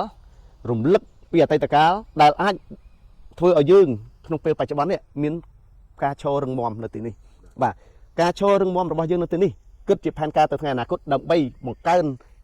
អ្វីផ្សេងៗទៀតសមិទ្ធផលផ្សេងៗទៀតដែលនឹងត្រូវជំរុញក្នុងជាពិសេសការជំរុញបង្កើននៅវិស័យទេសចរនៅក្នុងរមណីយដ្ឋាននគរនេះអញ្ចឹងមានន័យថាប្រសិនបើអ្នកទេសចរផ្នែកអ្នកប្រាជ្ញាផ្នែកដែលទេសចរដូចជាបានជួលដឹងឡើងវិញពីអតីតកាលអំពីការងារអភិរក្សការងារថែរក្សាបុរាណដ្ឋាននានាដែលបន្តតាំងពីនោះមករហូតមកដល់បច្ចុប្បន្នធ្វើឲ្យគេនឹងបានដឹងច្បាស់យ៉ាងមានតម្លៃបំផុតឬយ៉ាងម៉េចបាទហ្នឹងអញ្ចឹងហើយបាទព្រោះតកូលបំណងសំខាន់របស់យើងគឺយើងចង់ឲ្យភ្ញៀវទេសចរបាទទាំងភ្ញៀវជាតិនិងភ្ញៀវអន្តរជាតិហើយជាពិសេសសាសនានុសាសន៍បាទគាត់បានស្វែងយល់ថាតើកិច្ចការងារជួសជុលថែរក្សាអភិរក្សបេតិកភណ្ឌមរតកដូនតានេះដំណើរការនៃការជួសជុលនឹងវាយ៉ាងម៉េចចំណាយពេលវេលាបែបម៉េចបាទចំណាយកម្លាំងចំណាយធនធានបែបម៉េចដើម្បីឲ្យយើងបានដឹងថាការកសាងនៅប្រាសាទដែលយើងបានឃើញដែលជាស្នាដៃរបស់បុព្វបុរសដែលរបស់ដូនតារបស់យើងលោកបានកសាង បានយ៉ាងដូចនេះបានប្រើប្រាស់នៅធនធានចំណាយនៅកម្លាំងមនុស្សកម្លាំងសត្វយ៉ាងច្រើនបែបណាខ្លះគ្រាន់តែយើងជួសជុលបន្តិចបន្តួចក្នុងពេលបច្ចុប្បន្នយើងត្រូវការប្រើប្រាស់ច្រើនណាស់នៅគ្រឿងចក្រទំនើបបាទដើម្បីជួយលើកដុំថ្មម្ដុំដែលមានទម្ងន់រាប់តោននេះបាទហើយយើងអាចសម័យមើលតើពេលនោះនៅបែបកសាងនៅសតវត្សតាំងពីសតវត្សទី9រហូតដល់សតវត្សទី15នេះយើងឃើញថាមានភាពអស្ចារ្យប៉ុណ្ណាបាទទាំងអស់នេះហើយដែលយើងចង់កោះកកាយឲ្យកូនខ្មែរយើងជាពិសេសបាទស្វែងយល់ហើយត្រើចូលរួមនៅក្នុងកិច្ចការងារនឹងបែបណាបាទព្រោះយើងមិនអាចនឹងថារំពឹងទៅថ្ងៃអនាគតប៉ុន្តែយើងមិនធ្វើអ្វីមួយដើម្បីឲ្យបច្ចុប្បន្ននេះជាមូលដ្ឋានគ្រឹះទៅថ្ងៃអនាគតបាននោះទេបាទនៅក្នុងឆាប់នេះយើងឥឡូវនេះយើងបានរៀបចំស្ទើរតែ 100% ហើយយើងបានដាក់នៅផ្ទាំងពិព័រណ៍មួយចំនួនបាទមណ្ឌលសេវារកឃើញឬក៏អីណាបាទជ្រូកបាត់ហើយនឹងរកឃើញហ្នឹងគឺណាត្រូវបានដាក់ឲ្យដំណើរការឡើងវិញហើយបាទជាមួយគ្នានឹងទៀតសោតក្រុមការងារជាច្រើនផ្នែករបស់អាជ្ញាធរជាតិអប្សរាកំពុងតែមកមានញឹកនៅក្នុងកិច្ចការងាររបស់គេរៀងៗខ្លួនទៅតាមផ្នែករបស់គេរៀងៗខ្លួនដើម្បីធ្វើយ៉ាងណាឲ្យទីកន្លែងនេះបាទនឹងទៅជាមួយផ្នែកមួយបាទបានន័យថាជា global ជាផែនការរួមមួយសម្រាប់យើងតែម្ដងបាទអញ្ចឹងនៅពេលដែលយើងដាក់ដំណើរការគឺអ្វីៗរួចរាល់ទាំងអស់គ្នាបាទទីអាការដែលទស្សនានឹងប្រើពេលវេលាហើយគាត់អាចទទួលបានយើងក៏មានភាពគេហៅថាសំណល់នៃអីច្រើនទៀតបាទជាអានេះ